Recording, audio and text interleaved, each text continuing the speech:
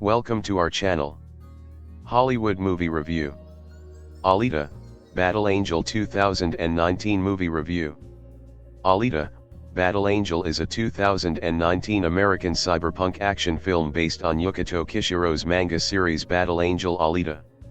It was directed by Robert Rodriguez, produced by James Cameron and John Landau, and written by Cameron and Leota Kalogridis. Using motion capture and CGI animation, Rosa Salazar stars as Alita, a cyborg who awakens in a new body without memory of her past and sets out to uncover her destiny. Many of the supporting roles are played by live actors, including Christoph Waltz, Jennifer Connelly, Mahershala Ali, Ed Skrein, Jackie Earle Haley and Kian Johnson. Announced in 2003, production was repeatedly delayed due to Cameron's work on Avatar, 2009, and its sequels. After years of development hell, Rodriguez was announced as Alita's director in April 2016, with Salazar cast as the lead the following month. Principal photography began in October 2016 in Austin, Texas, mostly at Rodriguez's Troublemaker Studios, and lasted until February 2017. Alita, Battle Angel had its world premiere at the Odeon Leicester Square in London on January 31, 2019, and was released in the United States on February 14, by 20th Century Fox. The film grossed $405 million, making it Rodriguez's highest-grossing film, and received mixed reviews from critics. In the years since its release, the film has garnered a cult following. A sequel is in development. In the year 2563, 300 years after Earth was devastated in a catastrophic war against the United Republic of Mars, scientist Dr. Dyson Ito salvages a disembodied female cyborg with an intact human brain in the Iron City scrapyard. He unites it with a new cyborg body and names her Alita after his late daughter. Alita wakes with no memory and befriends Hugo, who dreams of moving to the wealthy Sky City Zalem. She also meets Dr. Chiron, Ito's ex-wife. Hugo introduces Alita to motorball, a rollerball-like sport played by cyborg gladiators. Hugo secretly robs cyborgs of their parts for Vector, owner of the motorball tournament and de facto ruler of the factory, Iron City's governing authority. One night, Alita follows Ito. They are ambushed by killer cyborgs led by Grewishka. Ito is injured and Alita instinctively fights using Panzerkunst, a lost combat art for machine bodies.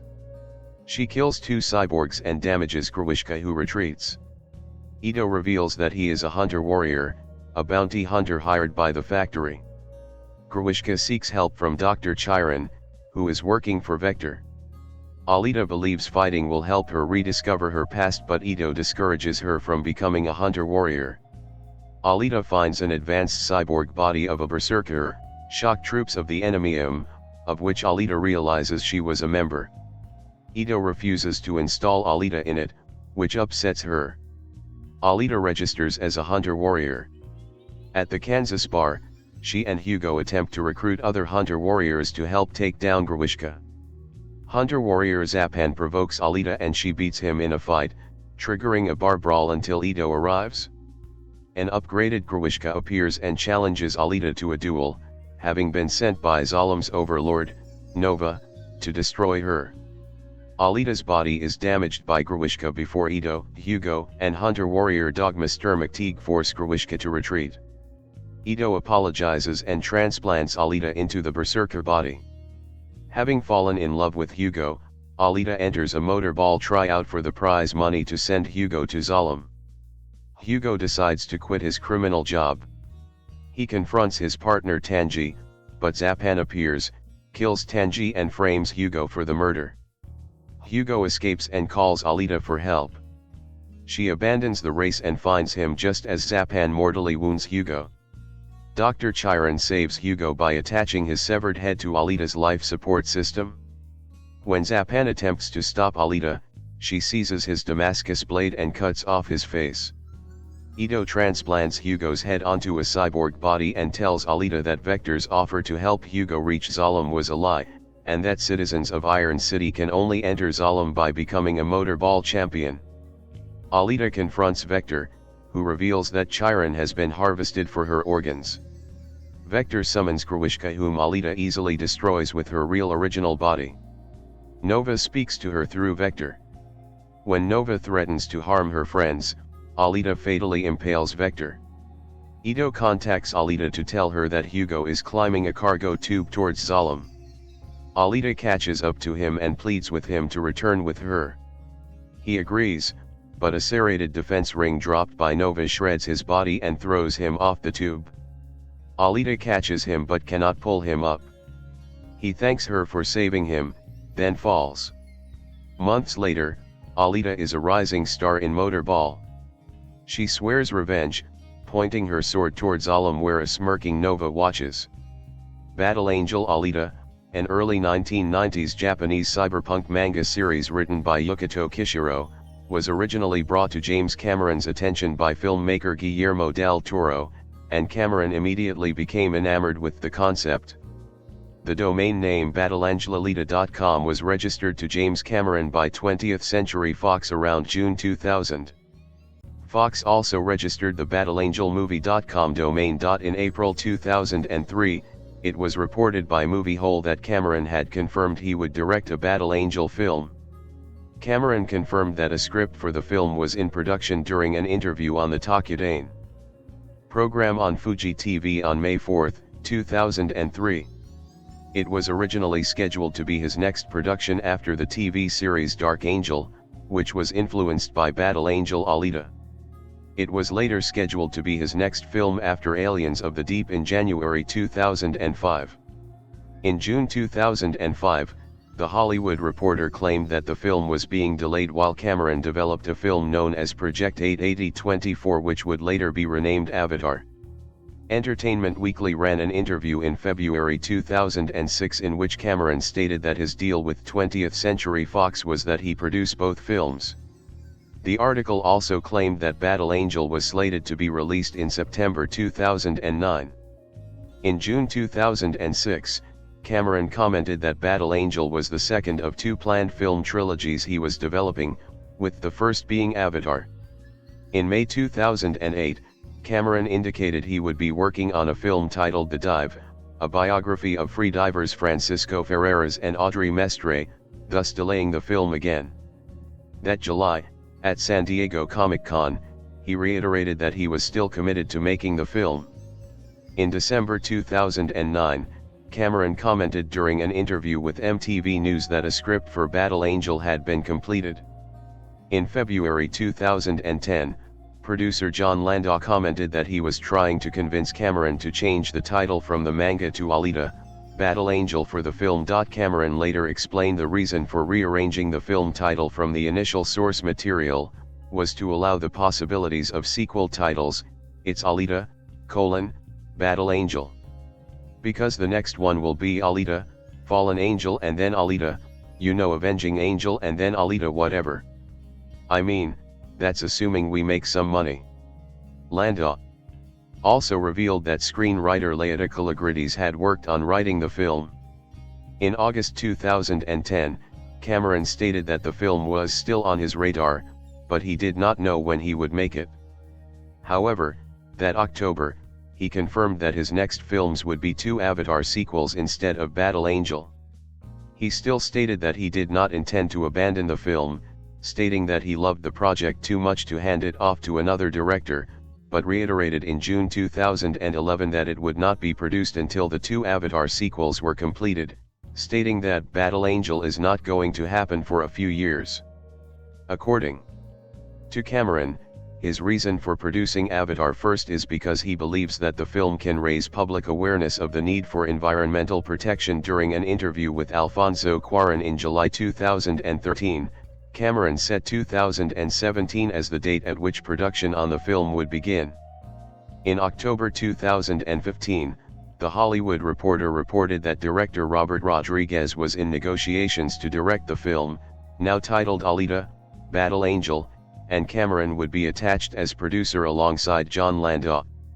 Rodriguez had been brought in by Cameron to condense and combine Cameron's 186-page screenplay and some 600 pages of notes into what could be the shooting script. Satisfied by Rodriguez's work on the shooting script, Cameron offered him the directing job. In April 2016, The Hollywood Reporter reported that 20th Century Fox had not yet greenlit the film, as they were attempting to reduce the budget to something below $175 to $200 million. The article also announced that Rodriguez had been signed as director.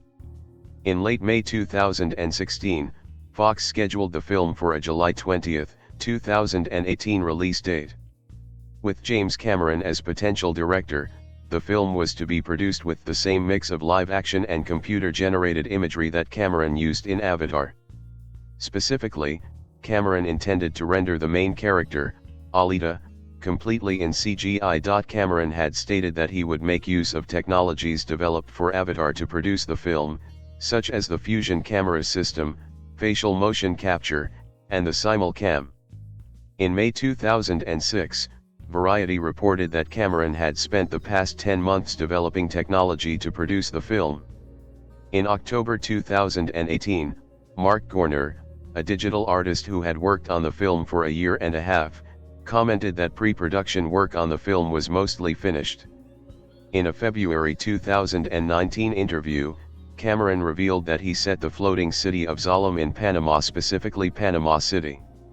He explained that the city Zalem is not floating, but hanging from a space elevator, which would only work physically near the equator. As a result of the new location, Iron City was designed with Spanish signage and Latin American architecture. An April 2016 article in The Hollywood Reporter reported that Maika Monroe, Rosa Salazar, and Zendaya were among the final actresses being considered to take the role of Alita in the film, with a decision due within a few weeks. The article reported that Zendaya's former Shake It Up co-star Bella Thorne had also auditioned for the role. Near the end of May 2016, Collider reported that Salazar had been chosen. In August 2016, it was reported that Christoph Waltz was in negotiations to play Dr. Dyson Ito, the equivalent of Daisuke Ito from the original manga. On September 14, 2016, it was announced that Jackie Earle Haley had been cast as a cyborg villain. On September 21, 2016, Variety reported that Ed Skrein was in talks for a role in the film. The Hollywood Reporter later confirmed that he had been cast as the antagonist Zapan.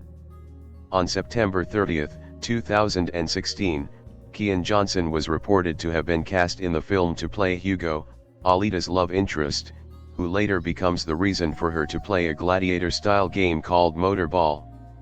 The studio also considered Avan Jagia, Douglas Booth, Jack Lowden, and Noah Silver for the role, but decided on Johnson because they were looking for someone more ethnically ambiguous. On October 3, 2016, Marshala Ali was reportedly in talks for the villainous role of Vector, a man who rigs motorball combat matches. In an interview following his Best Supporting Actor win at the 89th Academy Awards, Ali revealed that he would play two roles in the film, although he did not elaborate on the nature of the second role.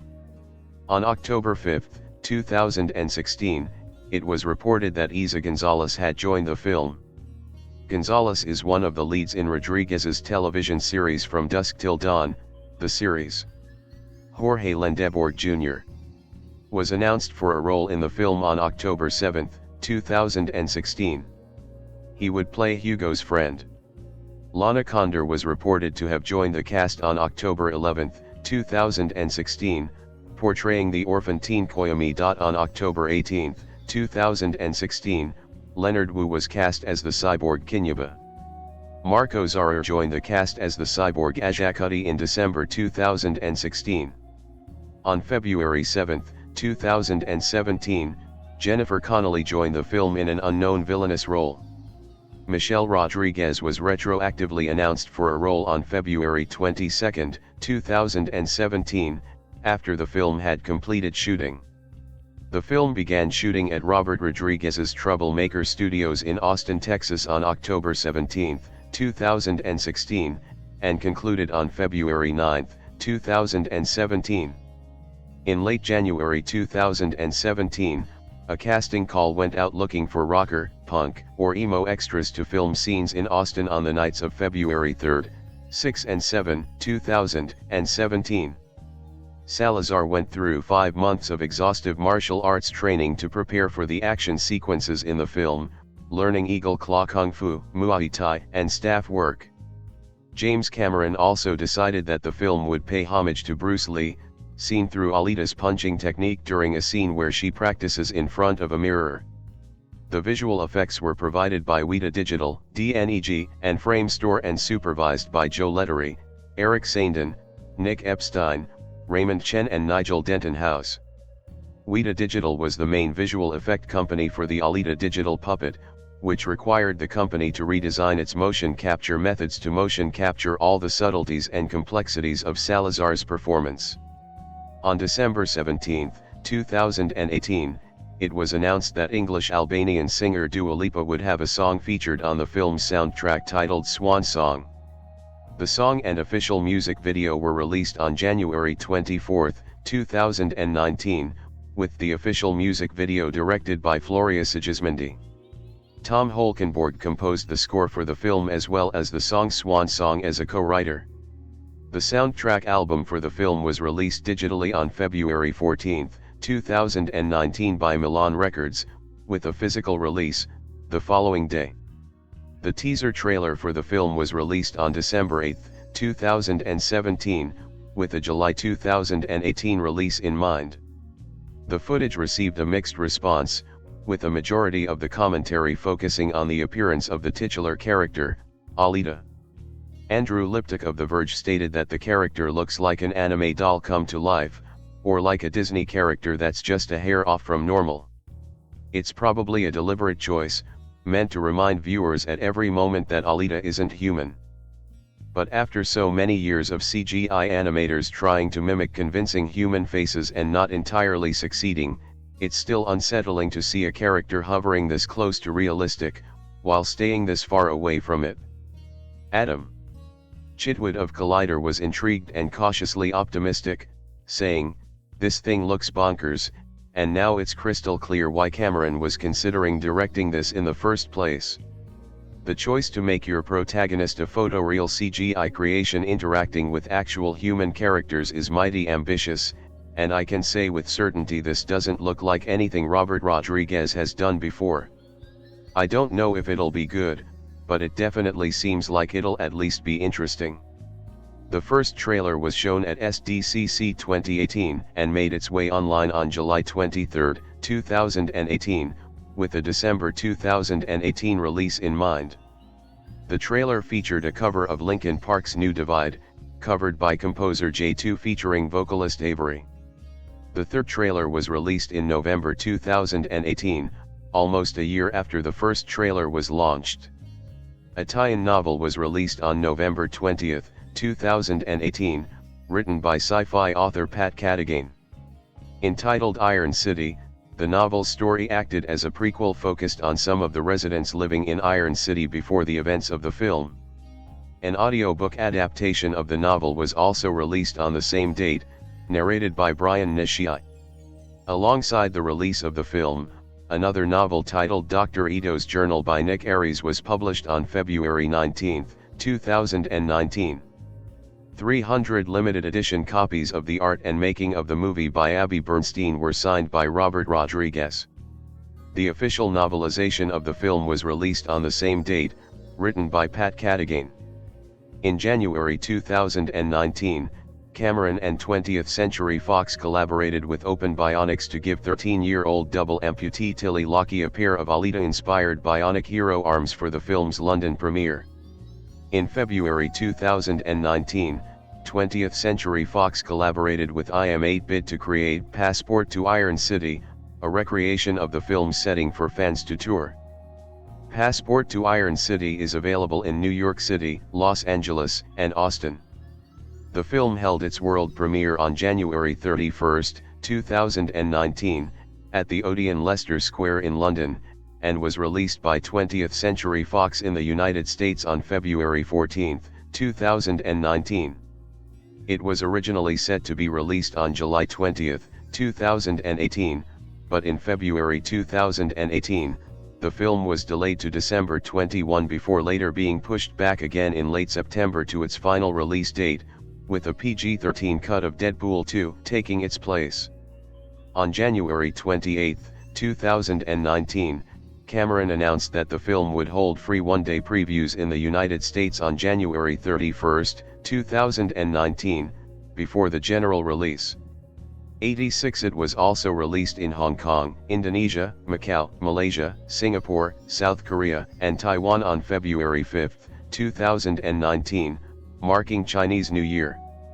The Philippines on February 6, India on February 8, and Japan and mainland China on February 22. It is also notable for being the final film from Fox to be released as a standalone studio, as a month later on March 20, 2019, the studio was acquired by the Walt Disney Company and would distribute future films under them, starting with the release of Breakthrough.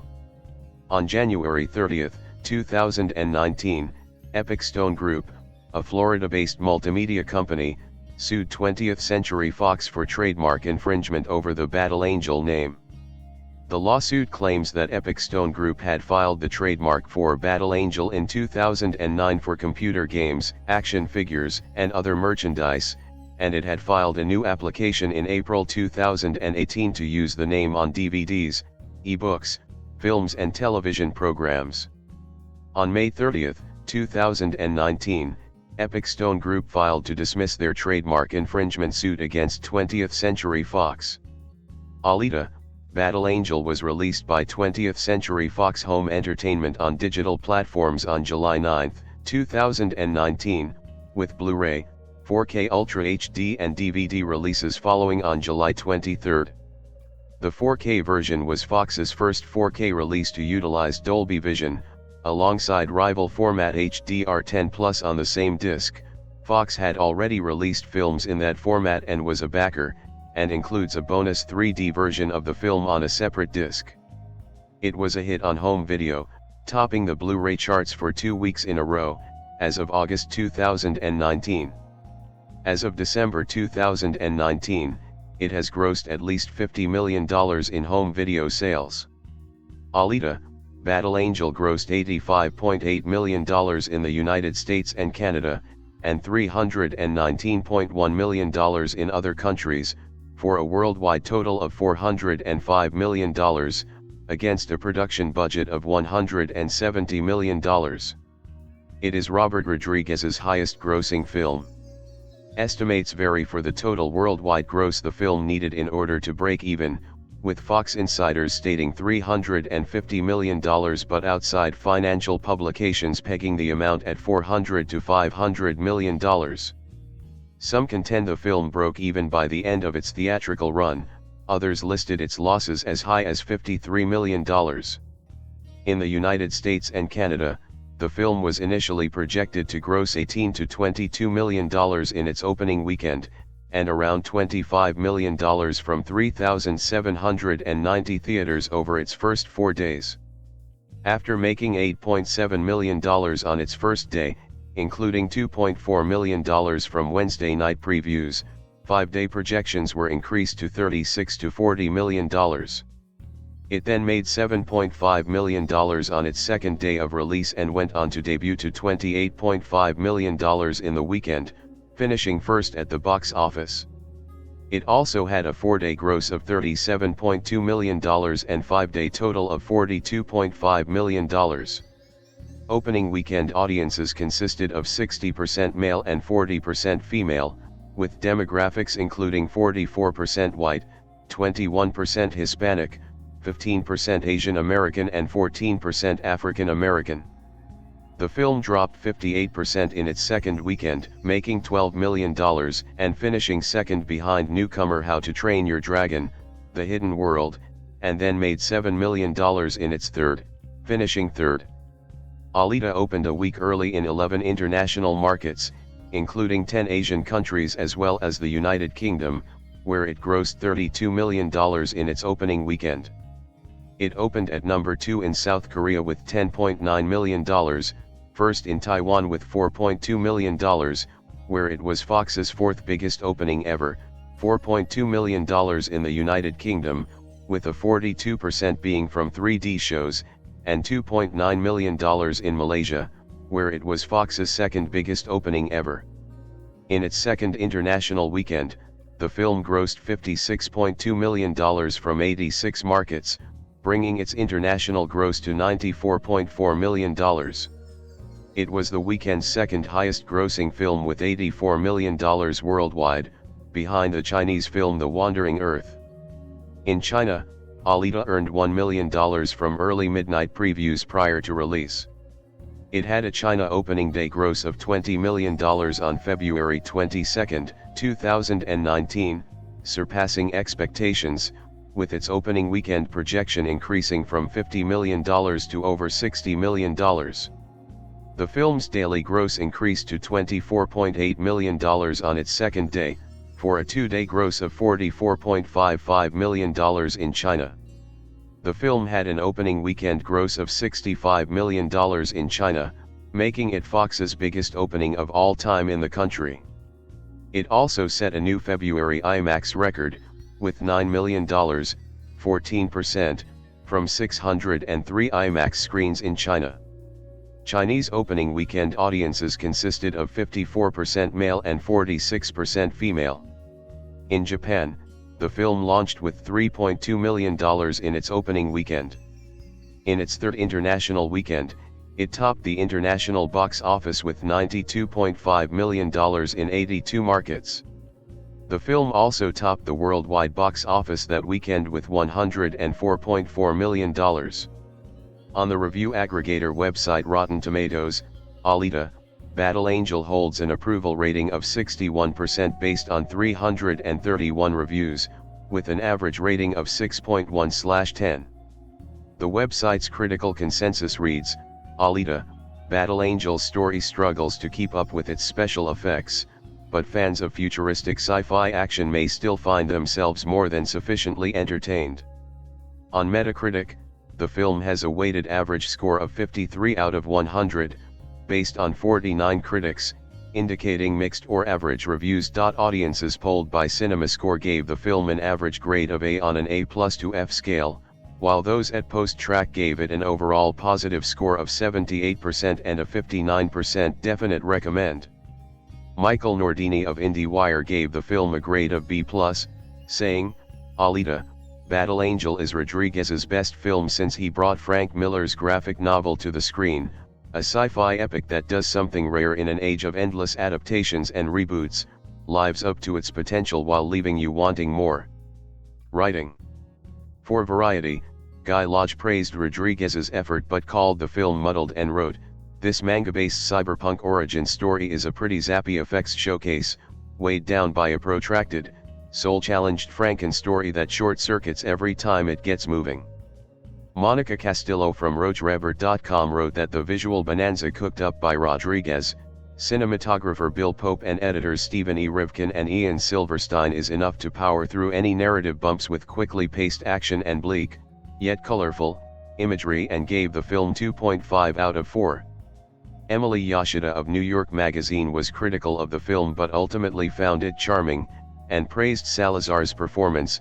The only reason any of this works at all is Salazar and, I hate to say it, those goddamned big eyes.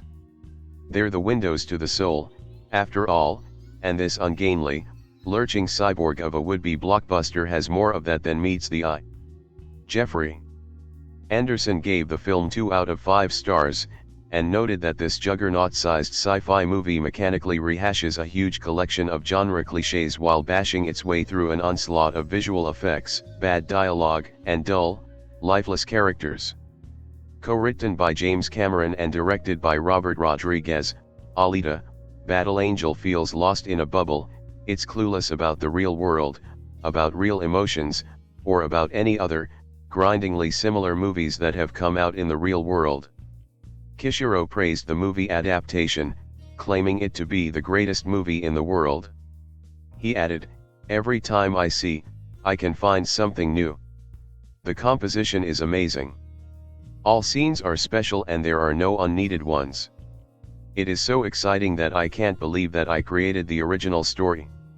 The core part of the manga was brilliantly passed on to the film. Including the characters' emotion and raison d'être, they were perfectly reflected in the film, so I was very happy. In addition to the numerous awards and nominations, Alita, Battle Angel was submitted for consideration in the Best Visual Effects category at the 92nd Academy Awards, but failed to get shortlisted. James Cameron and Robert Rodriguez have hinted that the film could lead to multiple sequels. On February 6, 2019, they announced that they have plans for Alita, Battle Angel 2 in the future. The casting of Edward Norton in a non-speaking role as Nova in this film was intended to be a setup for the sequel. Additionally, the uncredited cameos by Michelle Rodriguez and Jai Courtney were meant to set up larger roles in a sequel. In April 2020, Christoph Waltz stated that he had not heard any discussions about a potential sequel to the film, and thought the possibility was unlikely following Disney's acquisition of 20th Century Fox, as it may not fit in with the Disney culture. However, in January 2021, Robert Rodriguez said that he was hoping that a sequel to the film would be made. Later on, during an interview with The Nerdy Basement, Rodriguez claimed that he would try pitching an Alita sequel if the Book of Boba Fett series, directed by him, succeeded in knock people's socks off. In December 2022, Rodriguez and Cameron took a virtual blood oath to make a sequel. In April 2023, producer John Landau confirmed that the sequel was in active development, with Rodriguez and Rosa Salazar returning as director and star, respectively. In July the same year, James Cameron reiterated that he is working on more than one sequel. In November 2025, Cameron stated that Rodriguez and he were working on the script together and were committed to making it. In September 2020, a social media campaign took place with fans petitioning for U.S. cinema chain Cinemark to re-release the film in theaters before the end of the year as a way to gauge public interest in a potential sequel. Cinemark quickly responded, stating that they were considering it. On October 7, James Cameron confirmed that the film would indeed be returning to select theaters on October 30 while voicing support for #AlitaArmy. Director Robert Rodriguez also voiced his support for the movement. Regal Cinemas and AMC Theaters also confirmed that the film would be shown in their theaters before the former announced the temporary closure of their locations due to diminishing returns as a result of the COVID-19 pandemic. The film was re-released in theaters on October 30, 2020. About the film's reception, Rodriguez said, "The fans still didn't let anyone forget that they loved that movie. It's almost better than having a movie that does really well but no one remembers in 6 to 8 years. She wakes up in a strange bed, in a strange place. She has no memory of who she is. Oh, she's a cyborg, of course. She knows that much. Her body is clearly the delicate work of a master builder, but her mind's all her own. If only she knew more of it." She comes downstairs and meets Dr. Dyson Ito, her new father, surgeon, and savior. He rescued her core, her brain, her head, her heart from a literal scrap heap. The good doctor specializes in patching up and rebuilding cyborgs in Iron City. He gets most of his spare parts from the massive trash dump beneath Zalem, the beautiful metropolis that hovers high above Iron City's squalor. As he was picking up an arm here and an eye there, he came across the girl's core, still remarkably alive and functional after plunging into the garbage heap from above. So Ito took her home and gave her a new body, one originally built for his own daughter. But the doctor's daughter is dead now, killed by one of Ito's very own creations. He had planned to destroy her synthetic body, too, but he just couldn't. It was too precious to Ito, too painful to scrap. So he kept it around. And now, he finds use for it. It's a strong body, imbued with all of Ito's brilliant skill and deep love. So when he gives the body to its new tenant and discovers she has, for the moment, no memories of her past life, Ito gives her a name, too. Alita. Just like his daughter. But as much as Ito might want to resurrect his little girl in this cyborg being, Alita's no blank slate. She might not remember who she was or what she did, but it's locked in her brain somewhere. It turns out, Ito's not just a doctor, he's something called a hunter-warrior, essentially a bounty hunter who tracks down criminal cyborgs, and, potentially, humans too, and, neutralizes them, bringing whatever's left to a central operations hub for cold, hard cash. It's a pretty brutal gig, but the cybernetic criminals Ito chases are pretty brutal, too. The tough work that he, and others like him, does keeps Iron City a little bit safer. Moreover, his underlying rationale is pretty honorable, too. Ito moonlights as a hunter-warrior for two reasons. 1, it's a sort of penance for what he sees as his past misdeeds. 2, he needs money for his woefully underfunded clinic. So Ito's sometimes brutal second job pays for his much more laudatory first one. Ito's perhaps the movie's most sympathetic character, given his work as a doctor, his firm refusal to go against his own personal ethics and his love for Alita. But obviously, Alita's the movie's real hero. She's a killer, as we eventually learn, literally built for the bloodiest work imaginable. But she's driven by her own strong moral core, too. I do not stand by in the presence of evil, she tells her evil opponents. And it's pretty clear, as we'll see below, that she means it. We could explore tons of interesting spiritual rabbit trails if we had the space, from Alita's literal salvation from the scrap heap to the heaven/earth/hell relationship between the floating city of Zalem and Iron City below. Interestingly, Zalem, pronounced Zalem in the movie, is in the original manga works called Salem, and a powerful facility at the very top of the city is called Jeru. Also, Salem's head computer was named Melchizedek, a reference to the Abrahamic era king of Salem from Genesis 14. That said, the movie's clearly religious references are fairly minimal. A guy named Hugo takes Alita to an old husk of a church, where the two of them gaze up at Zalem, and Hugo discusses his desire to get there someday by any means necessary, he suggests. The same church later serves as a sanctuary for a seriously injured character. Hugo thinks Vector, a character who serves as Iron City's shady commissioner of motorball, which is a rough and tumble mashup between roller derby, rugby, and basketball, may be his ticket up to Zalem. But Vector encourages Hugo to stay put, paraphrasing Milton's Paradise Lost, better to rule in hell than to serve in heaven, he says. We also hear a couple of metaphorical references to people's demons. One hunter-warrior uses several cyberdogs called hellhounds. Zalem's powerful, mysterious ruler is a mostly unseen guy named Nova, who has the power to temporarily infiltrate the minds and bodies of his minions. Many of those minions treat him with the awe typically reserved for either royalty or divinity, bowing and groveling in his presence. A war hundreds of years ago, resulting in this dystopian environment, is repeatedly called the Fall.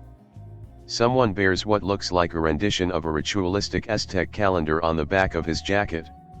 Alita's body may be mechanical, but her mind and heart are all teenage girl.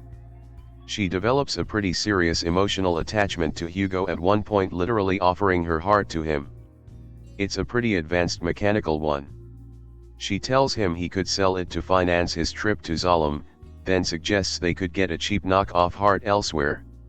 That scene also feels oddly intimate because Alita has to unzip her shirt to get to her chest compartment where the heart is located. Alita wants to run off with Hugo, and he tells her that he loves her, too. The two kiss a few times, but things don't go any further, given Alita's cyborg physiology. We see Hugo lounge around without a shirt. Alita's first body resembles that of, say, a 14-year-old girl. It's clearly mechanical and robot-like, less realistic than the body of a Barbie doll. Still, we do see her naked, as it were, though apart from some feminine curves, there's nothing else here that one might consider anatomically correct. Her second body, very metallic and in shades of blue and purple, is even less human-looking than her old one, but it is curvier. We're told that the body automatically conforms to Alita's own internal impressions of herself. Ito's nurse tells him that Alita was clearly older than they thought. We see what initially appears to be a human woman in fishnet stockings and a trench coat in a dark alley. She is later revealed as a cyborg. We also see another human woman in a man's bed wearing underwear, lingerie-like stockings, and a garter belt, though her shirt is less revealing. The intimacy of the scene perhaps implies that the two are lovers, though we never see anything else that would confirm that relationship. The violence in Alita, Battle Angel is unremitting and oddly brutal, but a bit hard to parse in this space, given that most of the carnage is perpetrated on cyborgs, who seem to feel significantly less pain than we would if we were dismembered. Even the blood we see tends to be blue or green. And yet, these characters, most of whom have faces that are far more realistic than Alita's anime-inspired visage, still feel quite human. We do see one actual human sliced in half, though the scene is brief and in shadow. No blood or gore is shown. A couple of guys get stabbed, and their wounds are clearly terminal. Another human is apparently disassembled. Only the victim's brain, eyes, and hands are deemed worthy of keeping, apparently to be reassembled as a cyborg down the road. Cyborgs are sliced up as a matter of course. In fact, some criminals go around jacking cyborgs, stripping them of parts like thieves might do with cars. Arms and legs, and sometimes accompanying built-in weapons, get hacked off and go flying. At other times, most of their bodies are diced up like ham. One scene features a violently dismembered cyborg with just one arm attached, still doing its best to fight. "Just a flesh wound," I half expected the victim to say. Tearing off a cyborg's head is a pretty effective way to actually kill one, and we see at least one such head get pinned to a wall after it's separated from its body. Another head is removed from its useless husk, but the thing is kept alive via a strange blood infusion. Other heads roll about at times. Part of a cyborg's face is sliced off from the rest of it, which causes its owner a great deal of exasperation, but seemingly very little pain. Motorball is a particularly bloody contest involving cyborgs. We see these man-slash-machine hybrids race around the arena, crash, get sliced apart and, in one case, explode. In a more playground version of the sport, in which most of the participants seem to be human, except Alita, people get knocked to the ground and, in one case, sent flying head over heels. Alita instigates a massive fight at a bar catering to hunter warriors. We see limbs chopped off, bodies breaking, tables and faces smashed in. In flashback, we see what happened to Ito's wheelchair-bound daughter, though her death takes place off camera and is only suggested. In another flashback, we witness a massive battle where several people/cyborgs are clearly killed. Someone falls from a tremendous height, apparently to his death. A dog is apparently stepped on and killed. Alita dips her finger in blood and uses it as war paint. We see a human skeleton in an old spacecraft. We hear rumors of a murderer on the loose in Iron City. He's killed 9 women so far, we're told. And we see him attack one victim, mostly in the shadows, with something that looks a little like a huge scythe. Plenty of folks drink at a hunter-warrior bar. Ito sips wine with dinner. Someone pours a couple of glasses of whiskey. We hear about tension between Iron City's fully human residents and its cyborg citizens. Hugo's friend, Tanji, has a serious problem with Hugo's budding relationship with Alita, for instance, because she's a cyborg. Alita increasingly acts like a rebellious teen in some ways, rejecting Ito's instructions to keep her safe. At one point, she complains to Hugo about Ito's overprotective stance, telling him, "I'm just tired of it. He just wants me to be his perfect little girl." Hugo encourages her rebellious attitude, saying, "So you gonna live by his rules or yours?" Spoiler warning: lots of people/cyborgs lie or keep secrets here. But perhaps the most jarring among them is the one that Hugo keeps. He's part of an underground jacking crew that attacks cyborgs and strips them of useful motorized parts. Though he insists that he's never killed anyone, it's clearly a troubling occupation when your girlfriend is, you know, a cyborg. Alita, Battle Angel, is visually spectacular, often ridiculous, and sometimes kinda fun. Based on a 1990 manga series called Gun written by Yukito Kishiro, the film offers a dizzying, if overly long, scamper through a well-realized dystopia. A passion project of Titanic/Avatar impresario James Cameron, who co-wrote the screenplay, Alita was directed by Sin City's Robert Rodriguez and features no fewer than 3 Oscar winners, Christoph Waltz, Jennifer Connelly, and Mahershala Ali. Alas, the completely CGI-rendered star, Alita, voiced by Rosa Salazar, with her anime eyes and all too showy skin pores, lands squarely in Uncanny Valley for some, giving the film a rather off-putting heroine at its core. But Alita's not the only off-putting element here. The movie's violence is at times laughably extreme, with some of the main players trying to do double duty as relatable characters and tomatoes from late-night knife infomercials. It slices. It dices. It hacks off heads. Again, the fact that most of this violence is perpetrated on not fully human characters may mitigate it a bit, but the sheer volume of this flick's carnage surely desensitizes us. In one intense motorball sequence, the sports over-the-top announcer neatly explains the movie title, "She's got the face of an angel but a body built for battle." But everyone in the audience, both those at the arena and those in the theater, knows that body could be hacked apart at any time. And whatever else the movie has going for it, that seems like an issue.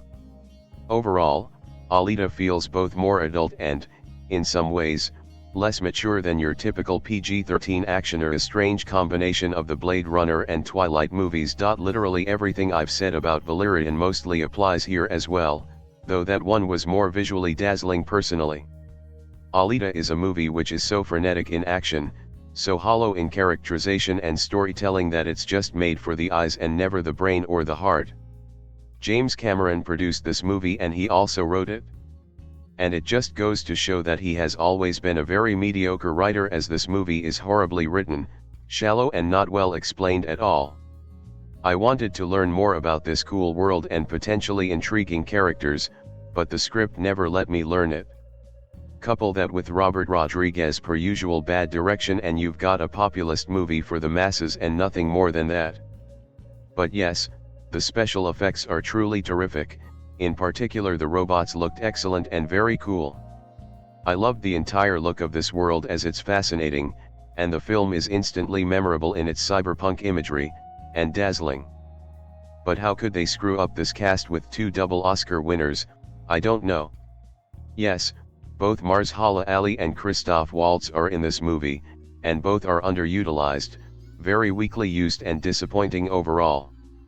Their talents are wasted entirely. Most of the characters are like that with the exception of Alita, who's better herself, though still far from great. Rosa Salazar is fine in the role and the character is an admirable, kick-ass heroine, but she was also ultimately bland, and her backstory, though intriguing, was simply not well dealt with at all. Alita, Battle Angel, is thematically empty too. The dialogue is nothing special, though serviceable, and all of the plot beats overall are fine, but as a whole the film isn't easy to follow and the script is simply badly written and rushed. The action sequences are undeniably cool with some terrific fights to be had here, but overall it was too fast to be enjoyed more. Set 500 years in the future, Alita, Battle Angel follows a female cyborg warrior named Alita who wakens in a post-apocalyptic world where she must learn who she truly is while navigating a world of injustice. In the 23rd century, Earth underwent the Fall, a shattering war that halted all technological progress and left a society where every last shred of technology is repurposed and the strong prey on the weak.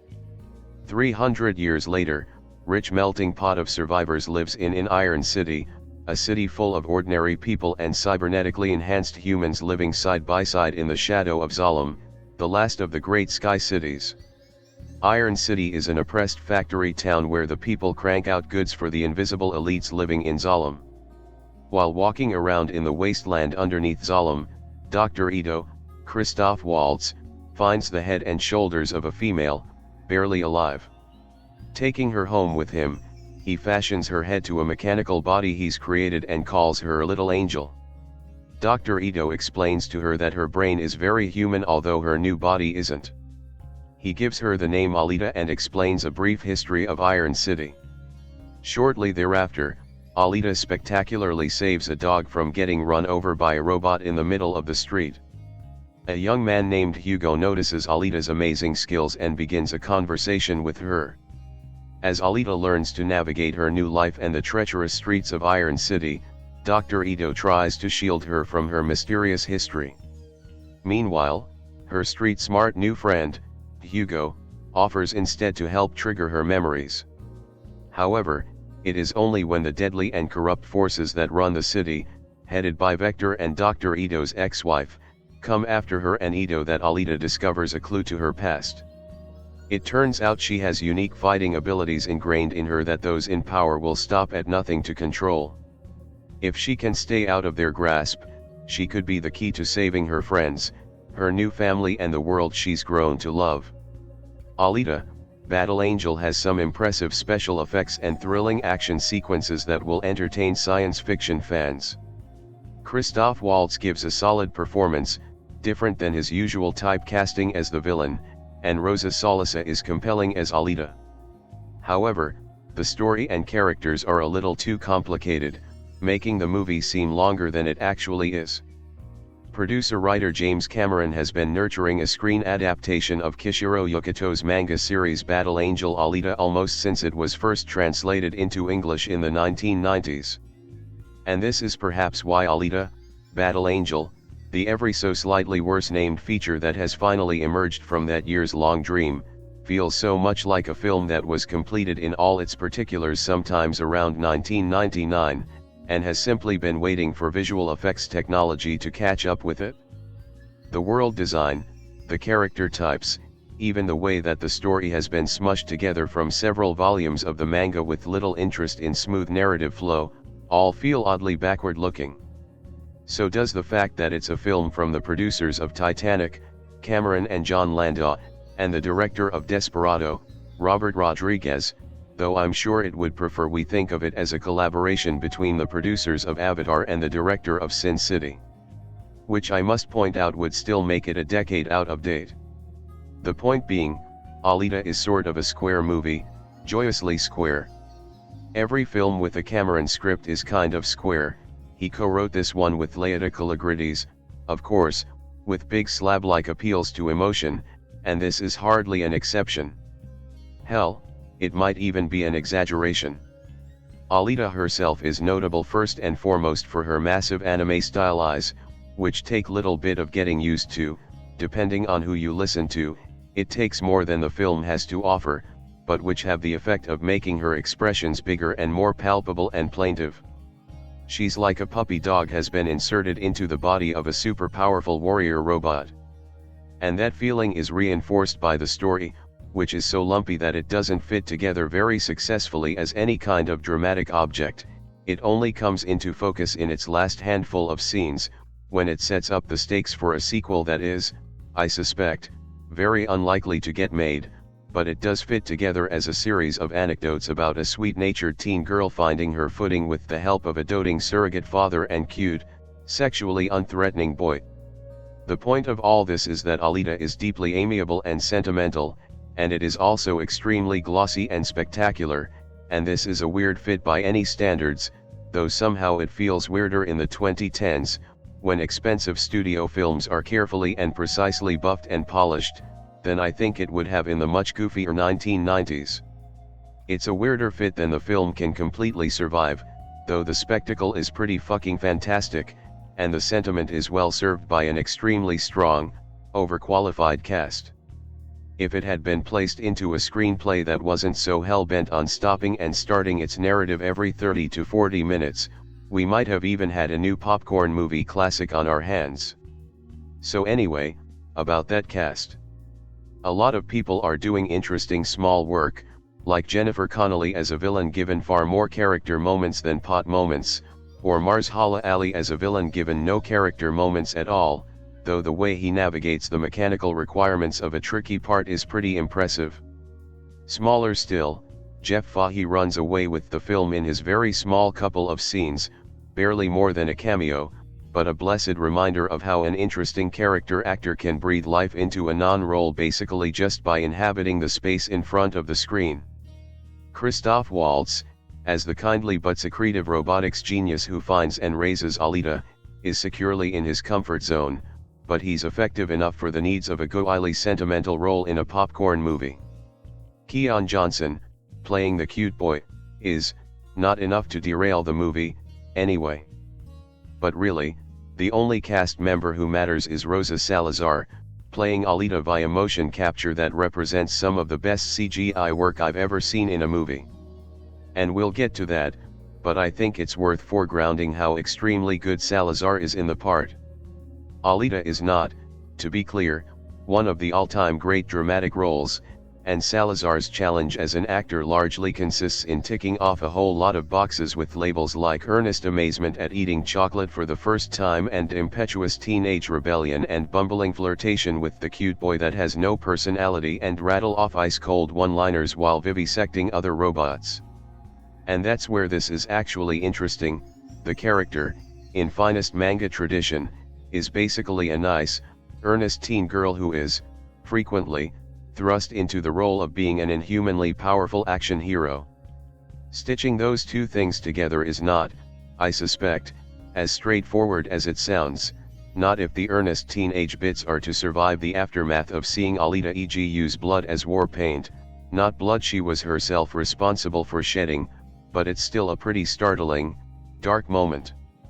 Salazar's eager voice, beaming facial expressions, augmented by the giant CGI eyes, and loose-limbed physical performance make for an Alita who's guileless and charming even when she's waxing rhapsodic about becoming a more unstoppable killing machine.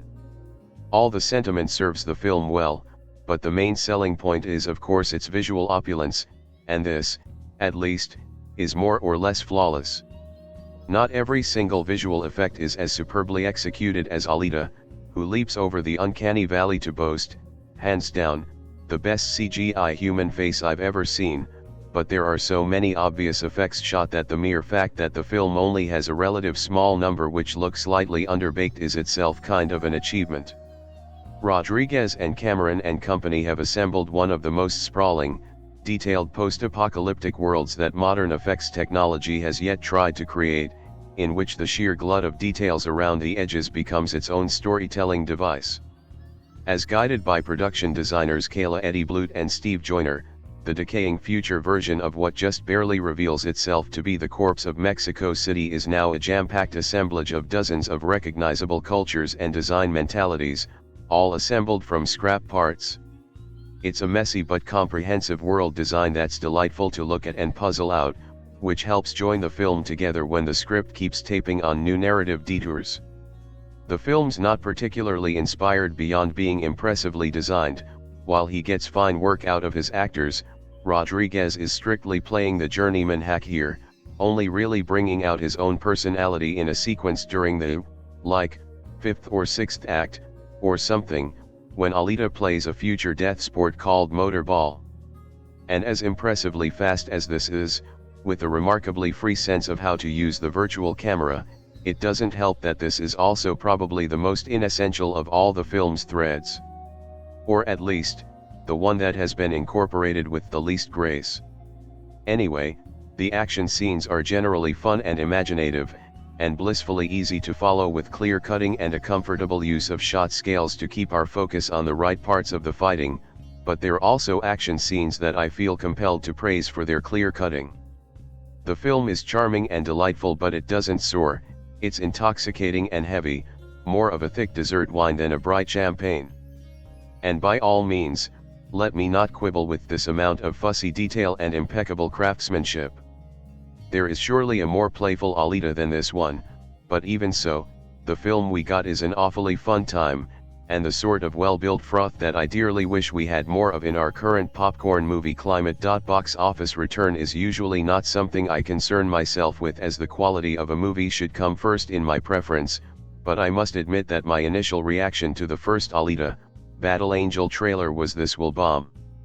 This candid response was not because of a necessarily negative reaction to the trailer, although the eyes were uncanny valley turned up to 11, but rather how such a bloated budget was greenlit for such a niche property. Historically, Hollywood getting their claws on an anime or manga property has only brought pain and suffering to the original creators, fans, and the cinema-going audience, and you can forgive my cynicism if I didn't even have faith in James Cameron breaking the mold. Even more bewildering was how an anime with such a cult following would draw the audiences required to make any kind of decent return even when Cameron, the man who got it greenlit, was not in the director's chair. When it comes to movie adaptations, I'm usually pretty good at my homework. I'll do a bit of research into the source material and get an idea of the story it's telling or the setting it belongs to. For Alita I did zilch, nada, nothing. It's been a hectic year for me between changing jobs and moving out. I've still found time for films, but it's mostly been at home through streaming or Blu-rays, so cinema viewings have fallen by the wayside. I've been pretty selective about what to see in the cinema, and Alita didn't make the cut. The reason for this babbling is to convey just how little hype or regard I put into seeing this film when I picked it up on Blu-ray, because this greatly contributed to my enjoyment in seeing just how fully fleshed out the world of Alita Battle Angel is. Set in the year 2563, the world has been devastated by a war 300 years ago known as the Fall. One of the remaining great sky cities is Zalem, lived in by the rich and powerful, and below is the city scrapyard, which scavenges through the scraps of Zalem, and it forces people to adapt to survive, such as enhancing themselves with robotics. The city of Scrapyard feels lived in with a diverse world that thrives in its own way. Times are hard, but the people find ways to survive and have mass entertainment like the Destruction Derby, Motorball. There is no government, and the people are governed by robotic tanks called Centurions, and order is kept by bounty hunters called Hunter Warriors. The apocalyptic but vibrant look to this world is beautiful, and the attention to detail helps bring it alive. While the world building is top-notch, it can't quite overshadow the narrative shortcomings. There is an incredible amount of plot points crammed into its 2-hour runtime, from Alita finding out who she is, investigating a serial killer, falling in love, becoming a hunter warrior, such an awesome name, joining a robot destruction derby, and uncovering a grand scheme and an all-watching villain. The pacing leaves very little time for characters to develop, for relationships to blossom, or any revelations to have any lasting impact.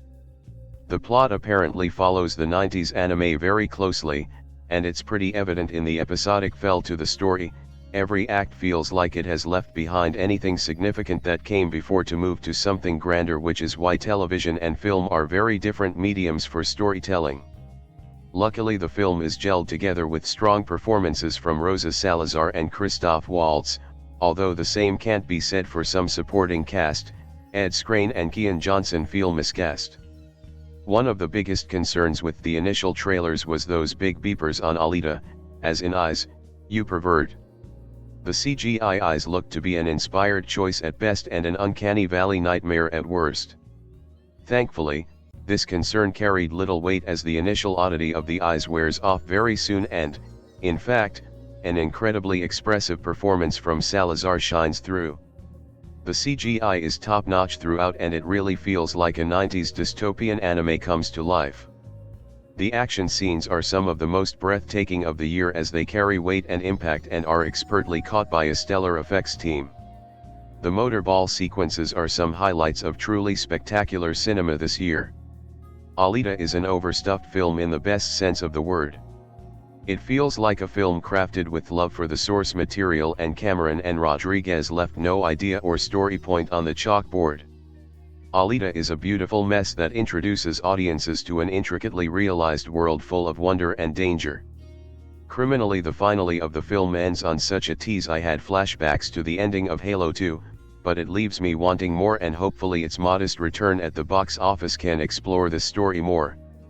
After finally tapping out on the idea of directing his 20-year passion project, the great James Cameron decided to hand over the reins of the anime classic Alita, Battle Angel, to another.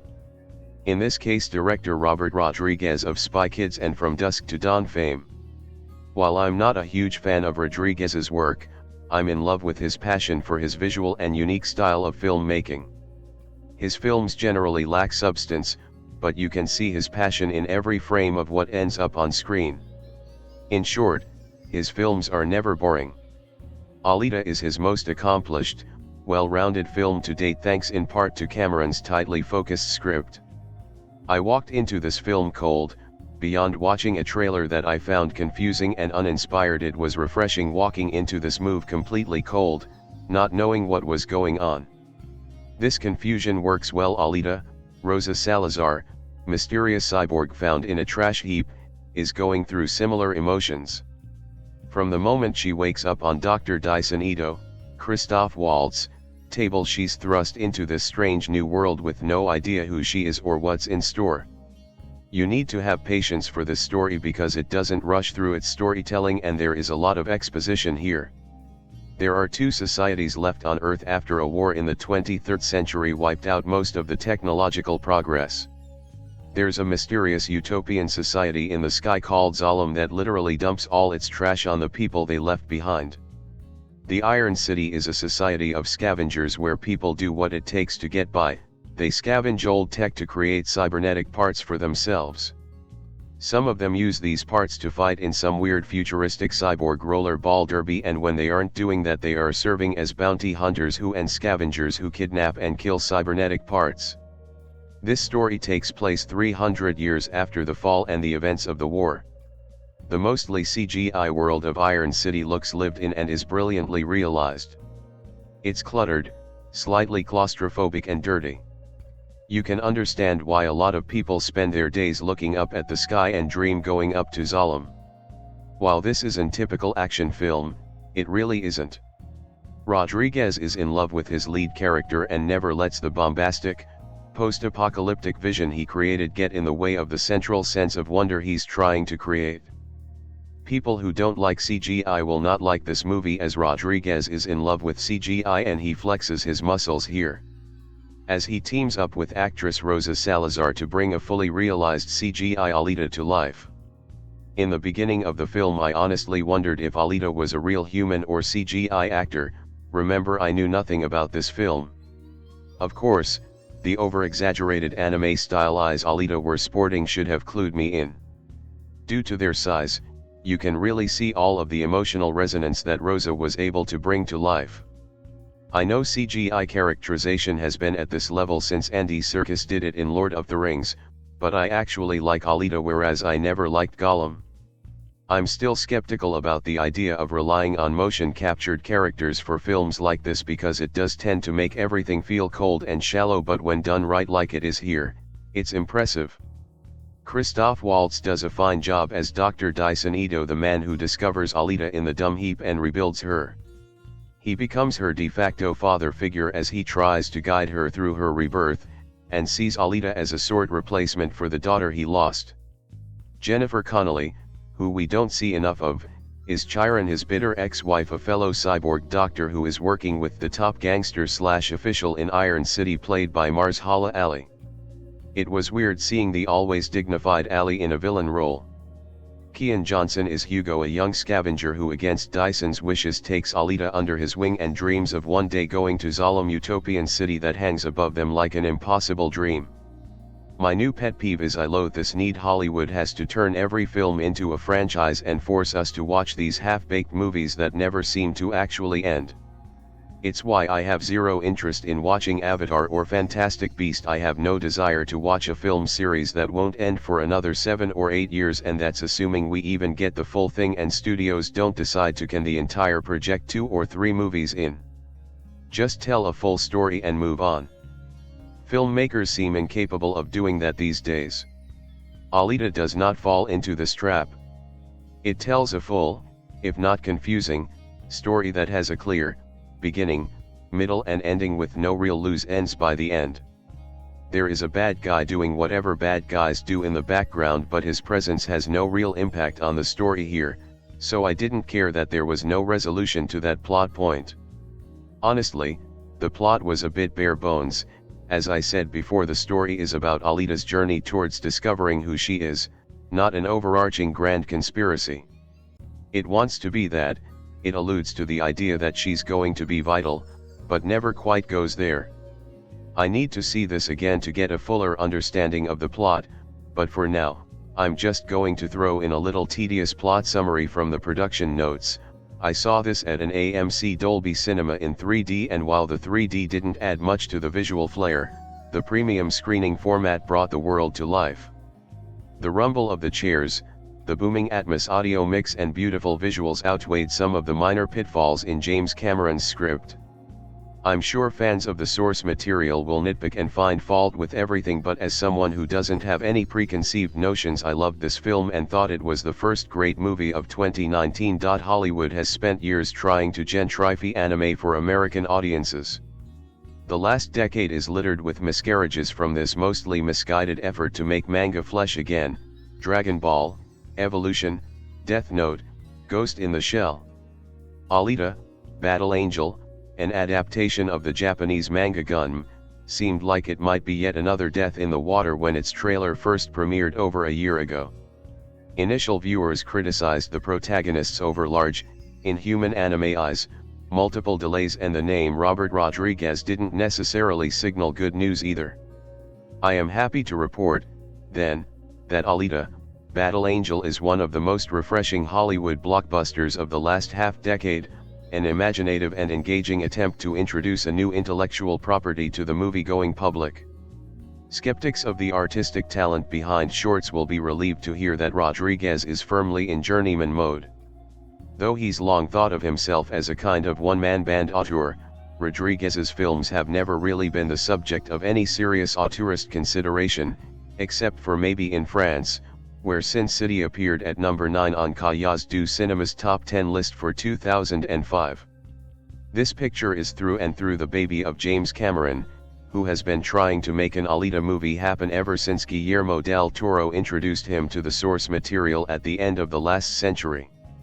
He's owned the domain name to the movie's official website for decades now, but the glittery bauble that is unobtainium proved too powerful a distraction for a Cameron-directed Alita movie to ever materialize. Even then, Rodriguez isn't a bad choice to do what Cameron would do himself if he weren't so consumed with his Avatar sequels. Like Cameron, and also Spielberg and Zemeckis, Rodriguez has long been an early adopter of new advances in film technology, using digital effects and equipment not just for convenience's sake, but to add another layer of uncanny sentimentality to his storytelling. It's no coincidence that Cameron and Rodriguez's movies are among the most artificial product Hollywood has to offer, and also its most maudlin. They both try to sell new technology to skeptical audiences through schmaltz, making digital gimmicks necessary to their narratives. Think Shark Boy and Lava Girl, which makes a clunky attempt to integrate 3D glasses into the story itself. Alita is much the same, using motion capture to pierce straight to the heart. Alita, played by newcomer Rosa Salazar, is a clear-eyed, amicable heroine, one that's easy to root for and identify with. Every kid's movie contains a quest to find oneself, but Alita's literal search for a body that feels right might add extra resonance for viewers uncomfortable with their own. Her eyes take some adjusting to, but the connection Salazar builds with adopted father Christoph Waltz is unquestionably genuine. Among the visual highlights of Alita are Motorball, a combat sport that's a cross between the races in the Wachowskis' Speed Racer and the titular competition in John McTiernan's Rollerball, 2002. The character and creature design, though borrowed from the manga, are also more imaginative than any blockbuster this side of Valerian.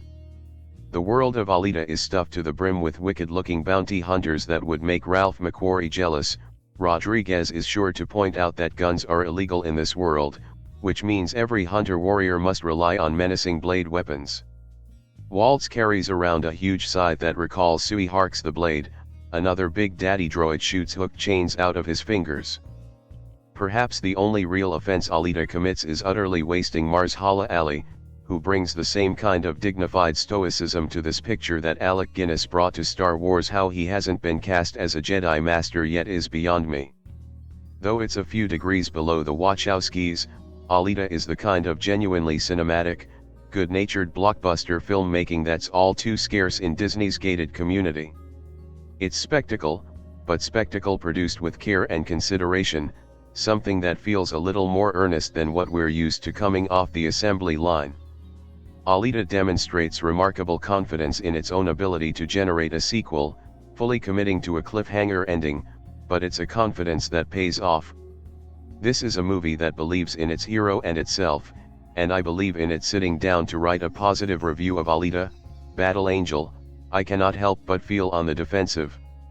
The critical community has panned this big screen adaptation of Yukito Kishiro's manga series, and the few to respond positively have been lukewarm in their praise.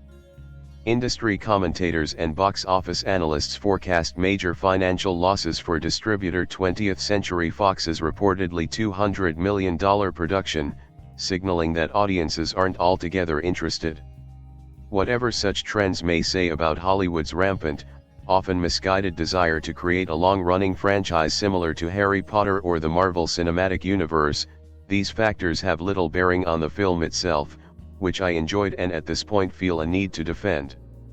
What I enjoyed about the film is the pageant of state-of-the-art CGI and imaginative world-building. It's something to dazzle the eyes rather than engage the critical mind, and sometimes that sort of experience is worthwhile.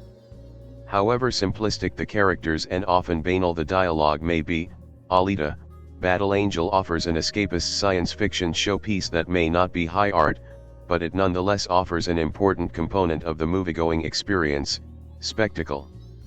Working from a long gestating script and production planning arranged by James Cameron, director Robert Rodriguez immerses the viewer in Alita, Battle Angel's elaborately constructed world, which its many characters explain in never-ending exposition.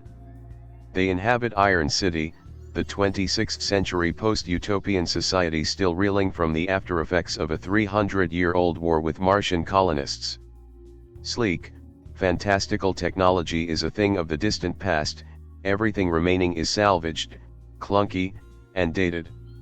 It's like Star Wars in that way, where we see evidence of a once great world now in a state of decay. Floating above the decrepit Iron City is an elitist paradise called Zalem, and the disparity between the cities above and below represents a class system not dissimilar from the one portrayed in Elysium, 2013. And like that film, the derelict citizens on the surface use cybernetic parts to augment what remains of their organic body. Virtually everyone on the bustling streets seems to have a robot appendage. Some people are nothing more than a few organs protected by a mechanized exoskeleton. Our hero is Alita, Rosa Salazar, a cyborg reassembled from scraps by Dr. Dyson Ito, Christoph Waltz, her ostensible father. "You're alive," Ito says when he finds her parts in a scrapyard. A loaded statement explored, albeit heavy-handedly, in the script by Cameron and Laeta Kalogridis, Shutter Island. Once named Alita and revived, she doesn't know who she is. Her brain is human, but everything else is composed of elegant cyborg technology, and she has only vague flashes of her previous life from 3 centuries earlier. To the viewer, she looks odd at first, to the extent that we could not be blamed for reacting strongly against her appearance in promotional material. But to see Alita in action is something else. She has large eyes like an anime character and, since she's surrounded by human beings, that look threatens to place her in the uncanny valley. But the motion capture and CGI animation used to create Alita is convincing, and after about 5 or 10 minutes, her initially off-putting presence becomes familiar, even endearingly so. In any case, as the amnesiac Alita explores Iron City, so do we, much to our fascination. Alita quickly befriends Hugo, Kian Johnson, her love interest and tour guide to the busy metropolis, an elaborate, dangerous place filled with merciless opportunists and killers. "It's a hard world down here. You gotta have a dream," explains Hugo, who hopes to someday escape to Zalem. It's moments like this when Cameron's penchant for corny, exposition-heavy dialogue reveals itself. Elegant exchanges and complex themes have never been Cameron's strength. He's better at delivering intricately constructed visual spaces in which the simple emotions of his heroes can flourish. We ignore the familiar dances with wolves plotline and silly devices like unobtainium in Avatar, 2009, because they're presented within a beautifully detailed alien world. We ignore his laughable dialogue from the macho clichés of Aliens, 1986, to lines like "I know now why you cry" in Terminator 2, Judgment Day, 1991, because they're contained within a believable, immersive science fiction mise-en-scene, backed by the filmmaker's devotion to blending realistic technology with fantastical concepts. So when Alita telegraphs the film's themes by asking "Who am I?" aloud, it's hardly important next to the amazing appearance of Alita herself. At any moment you could say to yourself, "This is absurd," and you wouldn't be wrong. It's an outlandish, far-out world, arguably best suited for those attuned to the storytelling styles of anime, heavy on exposition, slight on character, basic dialogue, and imaginative visual concepts. Alita, Battle Angel should be consumed on those terms, by those rules. If not, the film threatens to lose us in its leaps from one plot element to the next within obvious story arcs. The milieu is pure anime. Alita learns of a bounty hunter subculture of hunter warriors who stalk rogue cyborgs. Among them is the cocksure, Mohawk Zapan, Ed Skrein, who's none too pleased when Alita joins the inner circle of bounty hunters and proves capable of outfighting them all. Rather than futuristic artillery or lasers, guns have been outlawed. Combatants use a combination of martial arts, swordplay, and projectiles to fight. There's also Motorball, Iron City's local arena sport that bears some resemblance to the game played in Rollerball, 1975, except the players look like power loaders and ride on automated roller skates. The big Motorball showdown is a wowing sequence. The resident gangster named Vector, Marshala Ali, operates the Motorball games and, for one reason or another, he wants Alita, so he sends the assassin named Grewishka, Jackie Earl Haley, after her. Above it all, a dreaded overseer named Nova, Edward Norton, barely seen, runs solemn, controlling the fates of everyone in his view. Rodriguez's uneven track record for the creation of CGI worlds ranges from the marvelous Sin City, 2005, to the embarrassing The Spy Kids franchise.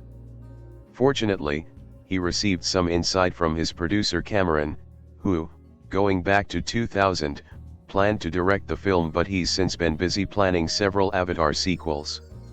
The outcome looks incredible, and every frame bursts with neon lights, crowds of cyborgs, and details impossible to consume in a single sitting. Alita, Battle Angel may be the unwanted stepchild of Metropolis, 1927, and Blade Runner, 1982, in its portrait of a cyberpunk city, but I was enthralled when following the characters around these intricately designed spaces, photographed with rich lighting by cinematographer Bill Pope. The fight scenes between Alita and her enemies or the sequences of Motorball have been so thrillingly composed so that, even at their most hectic, the action remains cohesive. Although many moviegoers often complain about CGI over practical effects, Rodriguez demonstrates that, when used to create a singular world, the limits of computer animation are vast. Note a brief underwater scene that looks better than all of last year's Aquaman, or, simply, Alita herself, a character who quickly becomes a tangible part of each scene despite her CGI-ness. While I understand any viewer's inability to look beyond the usual quality of Cameron's hackneyed dialogue, Alita, Battle Angel contains a forward thrust to the narrative that engrossed this fan of anime, science fiction, or tentpole-sized productions of this sort. The familiar story beats may be predictable, and the ending may anticipate a sequel that will never come, but the overall experience is a wonderful treat for the eyes, albeit with a number of caveats. Sure, the dialogue and characters have been considered in thin terms. And it's a film that caters to fans of anime and massive science fiction epics, while exploring the limits of CGI and motion capture performances, qualities that for many viewers will ring hollow. Even so, I was never less than engaged and entertained on a purely aesthetic level and simple emotional level. That may not be enough for some.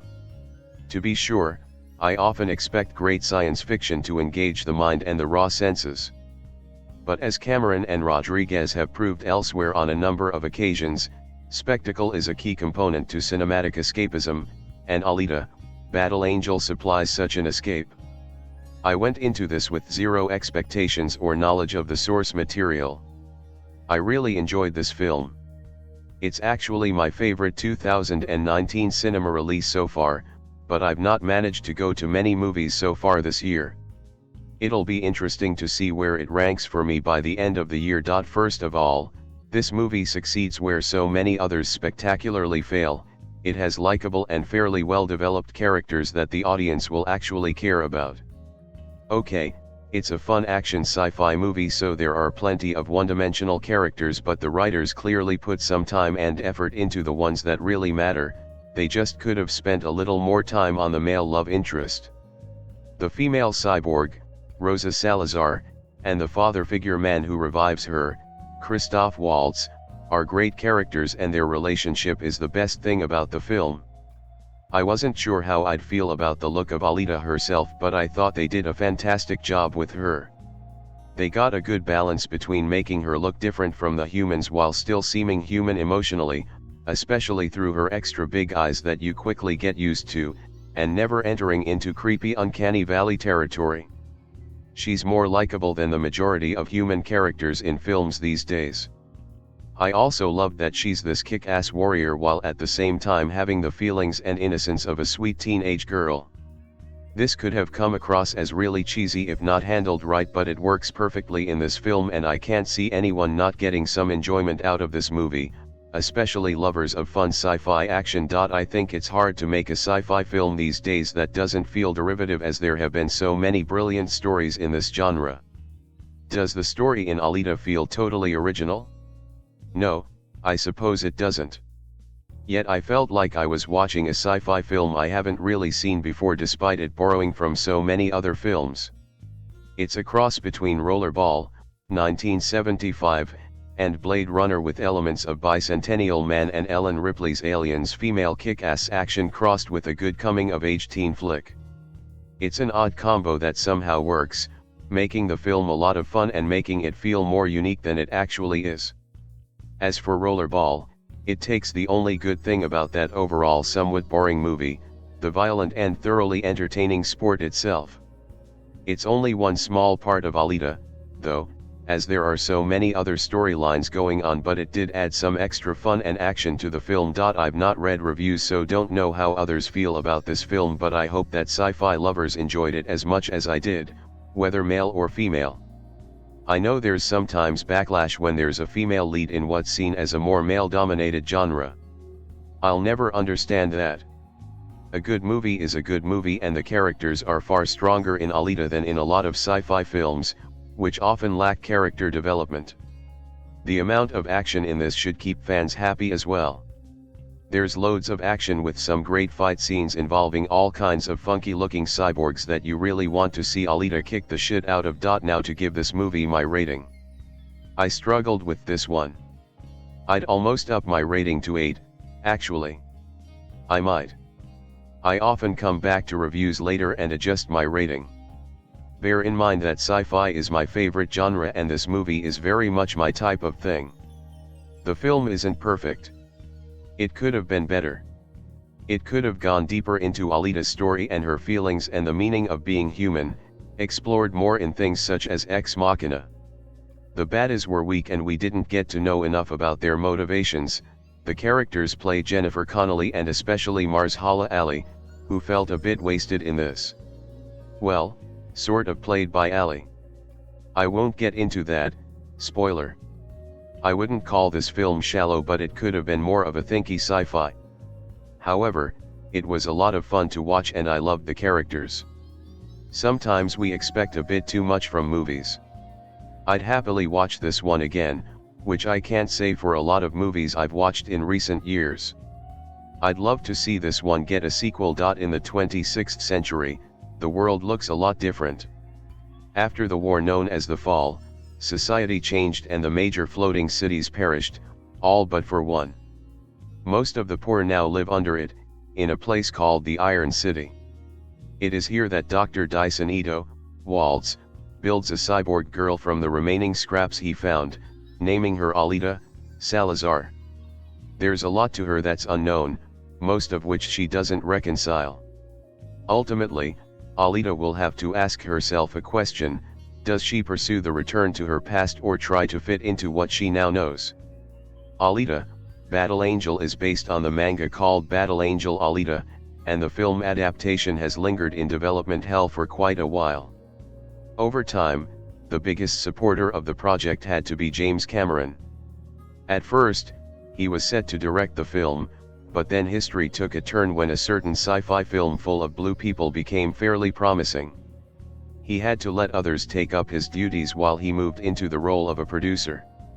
His influence on the film is still present, though.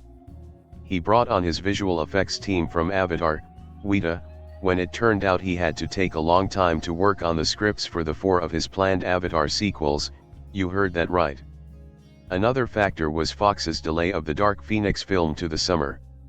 They likely needed to fill in their February 2019 date with something, and Alita just happened to be the perfect candidate. I don't say what the heading declares only because the property itself took over a decade to develop. Regularly, live-action adaptations of Japanese manga/anime don't turn out very well. Dragon Ball, Death Note, Bleach, Attack on Titan, Tokyo Ghoul, and Ghost in the Shell are proof of Hollywood's watered-down interpretations. We needed one movie to finally break the mold. What's crazy about Alita is it feels a lot like your typical anime with a major focus on action, with chunks of the American influence that's often seen as the enemy of these adaptations. Westernizing Japanese influences in film isn't the problem, as long as there's a firm direction. One of the unexpected choices present in the film was giving its main character the big, signature anime eyes. In concept, it seems like the worst idea imaginable. Animation and live action are two very different realms. Not everything that's in animation will translate into live action. But what the filmmakers did here was very clever. They took one element from animation/drawing and gave it a different design intention in a style that resembles the real world. Alita's eyes are big, and their purpose isn't to give more expression, but make her aesthetically stand out from everyone else. It's a risky idea, yet works out to the film's favor. That's where the visual effects team deserves a round of applause. Understandably, it takes a minute to get accustomed to Alita's face, as is the case with every untested visual idea. It's a testament to their work that something so easy to screw up doesn't distract from the rest of the film. Weta put a lot of heart and soul into making Alita appear and move tangible within the real world, and their work goes far beyond just one character. Battle Angel is filled to the brim with unforgettable and awe-inducing visuals. The major city landscapes and structures create a beautiful canvas. Anime/manga adaptations finally have a raised bar to aim for. It might be a bit too early to say it, but it has solid chances for a Best Visual Effects nomination. Alita is a little naive. She doesn't know much since she's cursed with the stereotypical plot device of a wiped memory. The memory blurs aren't defined and their rules fluctuate, which is why it's important to know they're never her defining trait. And even with all of that, Alita is a joy to watch. She is fierce, badass, strong, and has a desire to discover new things. In a way, Alita is a child who's rediscovering the world for the first time, and, because of that, her willingness to strive for greatness appears to have no limits. Like in typical anime fashion, Alita never gives up in the presence of unfavorable odds. Alita, Battle Angel is a science fiction adventure directed by Robert Rodriguez. James Cameron is in the co-writer chair and producing. Rosa Salazar is in the lead as Alita, and she has a great supporting cast with Christoph Waltz, Jennifer Connelly, Mahershala Ali, and Ed Skrein. The story for this one is dense. For a quick synopsis. In short, it's hundreds of years in the future. Cyborg technology and humans coexist. It's an age of despair for those on the ground in Iron City, and an age of luxury for those in the floating city of Tiferes. While out scouting for salvage parts, a doctor finds a disembodied female cyborg. He brings her back to life, and she will have to discover who she is, and where she came from. She will also learn that she is a warrior. A very deadly one that could change the balance of Iron City, to end the despair for good. This movie is the combination of the first 4 entries in Yukito Kishiro's manga series, and it does cover a lot of ground story-wise. It plugs in a ton of world building through exposition-filled dialogue throughout the film, but it didn't bother me at all.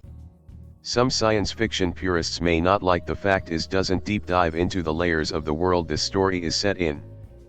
But while watching, I consistently felt caught up with things. Plus, with a nice delivery of the who, what, when, why, and where of the plot points, I was able to grasp the relevance of many scenes as well as the emotional weight and intrigue of the various relationship dynamics. This is very much a wide-sweeping science fiction saga. But it's also a coming-of-age story. It's a romance story as well, with shades of a young adult novel to it.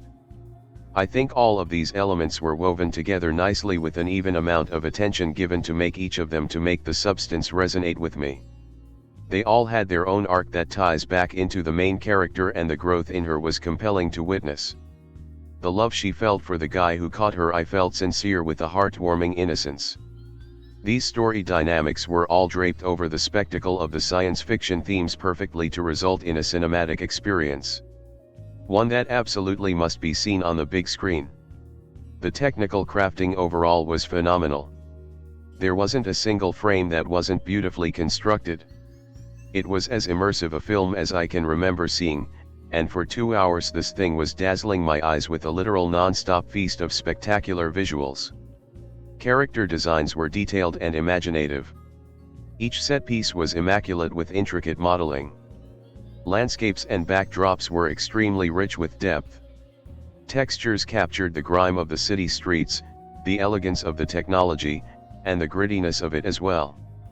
The lighting and the color palette captured many different moods, emotional tones, as well as a thought-provoking future world. All of which made this movie a complete blast from start to finish. The 3D element to this one was also amazing. I'm honestly hit and miss with 3D movies, but when done right I really enjoy the feeling of being pulled into the story. Something this movie pulls off because it was the best use of IMAX 3D that I can remember in years. It truly brought the film to life, and even without this added feature, this is still a wildly adventurous story that can take you on a thrilling and endearing ride. But putting the glasses on is what makes this movie an experience, in my opinion. There will be no forgetting you are watching a 3D movie, as things are constantly pouring out of the screen and into the audience. Each set piece is layered with impressive depth, and if you don't mind the glasses, I highly recommend it to see what this movie can deliver visually. The motion capture work was top of the line. It effortlessly allowed the emotion and charisma of the lead performance to shine. Rosa Salazar commanded the screen with her sincerity. She captured the needed range of emotion with a natural delivery and felt like a very humanized but still robotic, like you would expect from an advanced cyborg. Christoph Waltz was excellent. He was calm, cool, and collected at all times, and perfect for this role.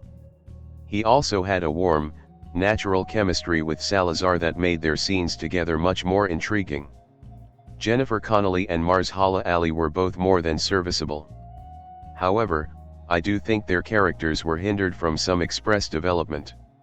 I still think they worked for the story needs, and they without question brought a noticeable capability to some otherwise routine characters, but I would have liked to know more about them.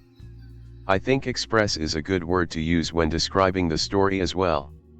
It did feel like a bullet point narrative for the most part. Admittedly, I loved what it did tell me. But it also felt like there was more to be told.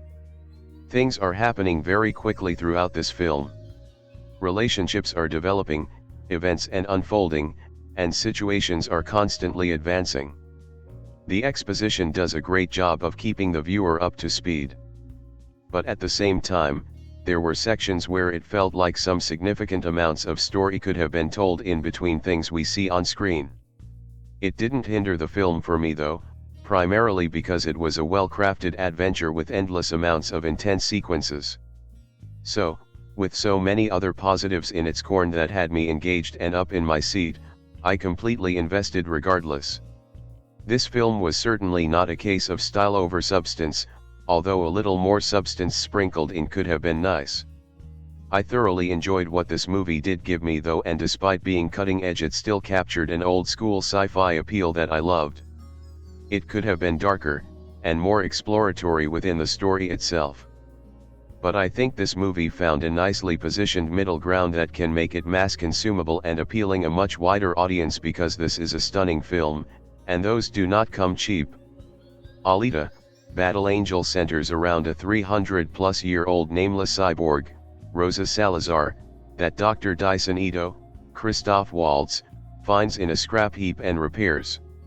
The cyborg, who decides after Dr. Ito's suggestion, that she will call herself Alita, has amnesia, and together with Dr. Ito and her new friend Hugo, Kian Johnson, she must discover the world around her and learn about herself and discover her purpose.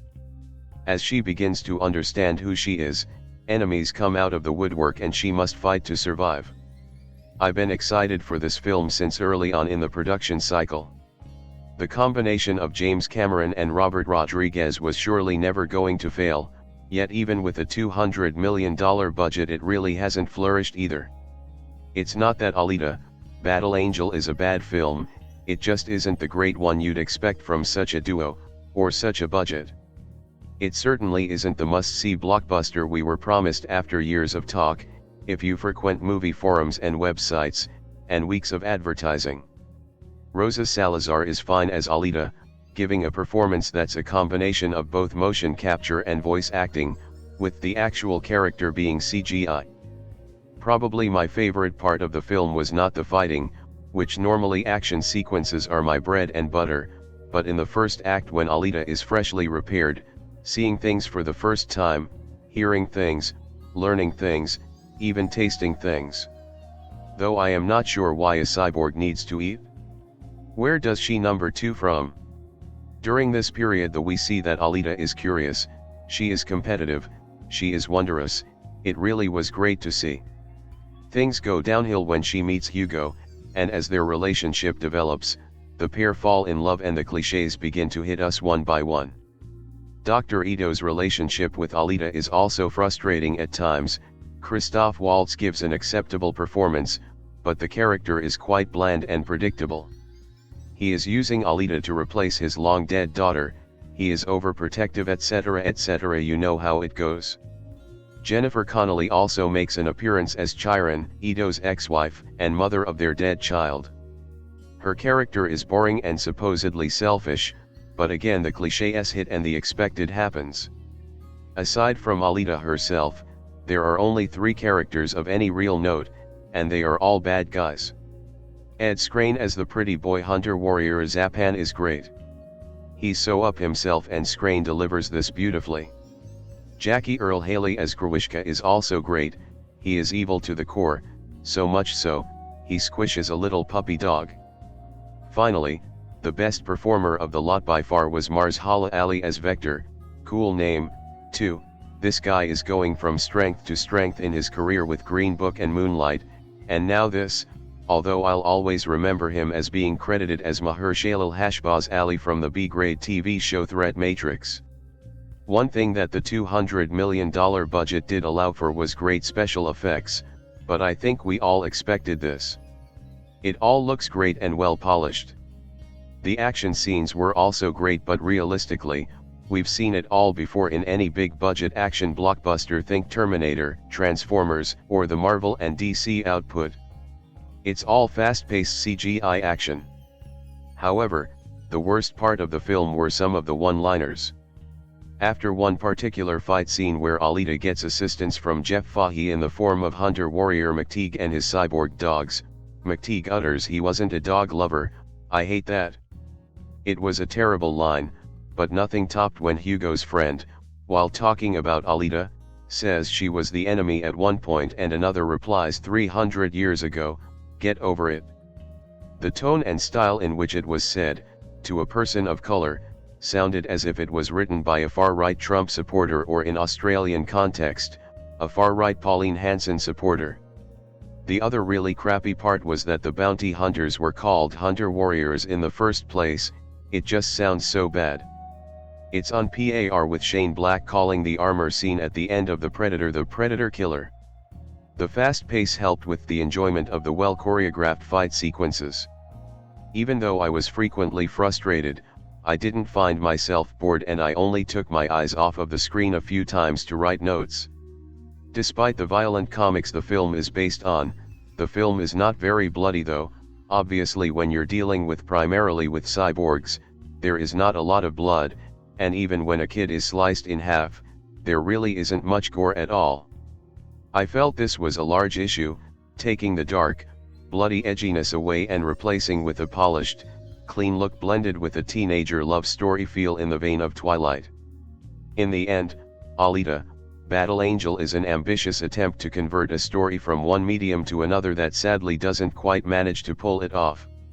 Using material from several of the comics, it seems to blur into a bunch of cliches that are just plain old boring.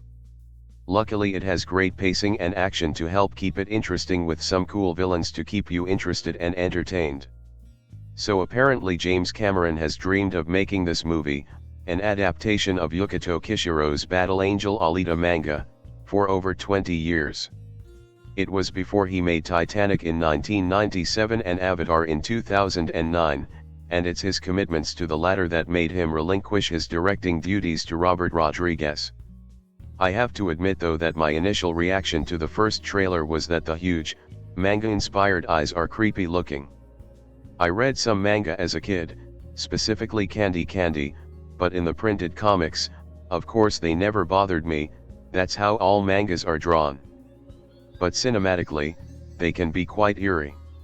Now, I decided to see the movie anyway, 2 weeks before it's open to the public in February 14th. As it turns out, the eyes didn't really bother me once the movie starts. It actually didn't have the cold, dead eyes effect like in Polar Express.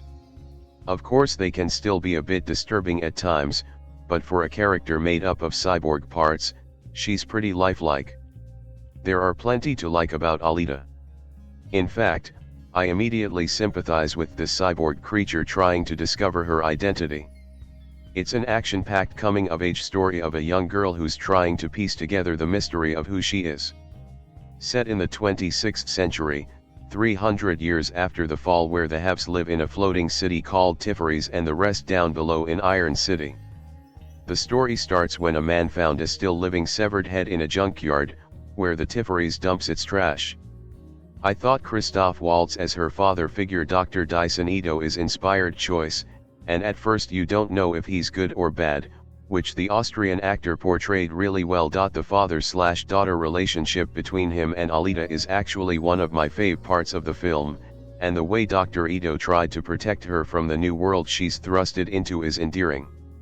It's once Alita, Rosa Salazar, terrific in her first performance capture role, discovered rollerball-style game, and also puberty, it seems, thanks to a boy named Hugo, Kian Johnson, that the action switches into high gear. Before long, we, along with Dr. Ito and Alita herself, discovers who she really is. It's not a spoiler as it says right there on the title, she's a formidable killing machine, basically an angel of death despite her seemingly innocent appearance. She's able to fight a bunch of vicious hunter warriors, sometimes all at once, even a huge one that looks like what Fantastic Four's The Thing mixed with a Transformer. Knowing that she's virtually indestructible kind of lessen any sense of suspense, and the more bombastic the fighting scene the less impactful it becomes. The first time we see the gladiatorial game of motorball in this huge arena filled with cheering crowd was cool, but the second one just feels indulgent in the parts of the filmmakers. Yes, the action and special effects are cool, but it gets tiresome real fast too. In fact, at times it reminds me of all the loud metal clanging of Transformers, which is never a good thing. I'm not that familiar with Robert Rodriguez's work, having only seen Desperado and Sin City. I think this movie is as much a James Cameron movie as a Robert Rodriguez one. We're treated to a video interview with the filmmakers and some of the cast after the movie, and it's clear that Cameron was Rodriguez's mentor throughout and Rodriguez helped fulfill Cameron's vision. As we all know, Cameron is a perfectionist, so I doubt there's really much creative liberties the chosen director would have if it clashes with Cameron's vision. In any case, It's no surprise that Cameron, who co-wrote the script with Leita Kalogridis, Altered Carbon, loves cross-species, star-crossed romances. I kind of roll my eyes every time I see Alita gets all giddy over Hugo, even going so far as giving him his heart, literally. Most of the supposedly romantic scenes end up being unintentionally hilarious. There are moments that remind me of Titanic, perhaps intentionally so. What's genuinely funny are the scenes involving Hunter-warrior Zapan, Ed Skrein, a cyborg obsessed with his pretty face, the only fleshed-out part of his cybernetic being. The tall, lanky British actor relish on his character's narcissistic vanity. It made me think that he might have imbued a much-needed dose of humor had he been cast in Altered Carbon instead of Joel Kinnaman. The actual villain of the movie is never actually seen, played by a famous actor we haven't seen in a while. We only know it lives in Tiferes and could actually possesses other beings to communicate with people down below. I feel like Marshala Ali and Jennifer Connelly are pretty wasted here as their characters are pretty thinly written. As the protagonist, Alita's backstory itself isn't as deeply compelling it could have been. It's a missed opportunity really, as her relationship with Dr. Ito and Connelly's character Chiron could have been explored more. It's clear the filmmakers focused heavily in the spectacle of it all. After all these years, the technology, thanks to Weta Digital, finally caught up with Cameron's vision of Alita, at least the way he envisioned to do Kishiro's world justice. Yet all that money spent, about $200 mil, is kind of hollow when it's just another style over substance. I think science fiction is the perfect genre for a what does it mean to be human commentary, when humans would coexist together with robots in the future. But unlike sci-fi classics like Blade Runner or Terminator, Alita doesn't really add anything new to that concept. Visually speaking, it also didn't really inspire that sense of wonder the way I did with Cameron's previous creation Avatar. I recently rewatched that movie and I still had that awestruck reaction when we first saw Pandora in 2009. The floating mountains and that mountain banshee flight sequence still made me go whoa, which I never felt while watching Alita. I'm not sure of its replayability value as right now. I don't know if I'm eager to see this movie again, nor do I care to see more of Alita's adventures. As I never read the manga books, I'm curious to see the reception from their fans, especially in its native Japan. As a Southeast Asian blogger, I'm not bothered that they hired a Latina actress to portray Alita, as Kishiro supposedly didn't even set the world of Iron City in Asia. It's just supposed to be a melting pot type of futuristic dystopian city. I think the cast is quite diverse and the actors get to speak with whatever they're most comfortable with, Waltz with his Austrian accent, Skrein with his northern London brogue, etc. I do think it's funny that Alita made a comment about the many languages spoken in the city when I never heard of any other language being English being spoken in the movie. Shrug. Should you go see it? Well, if you like a sci-fi action adventure, I'd say it's well worth seeing on the big screen.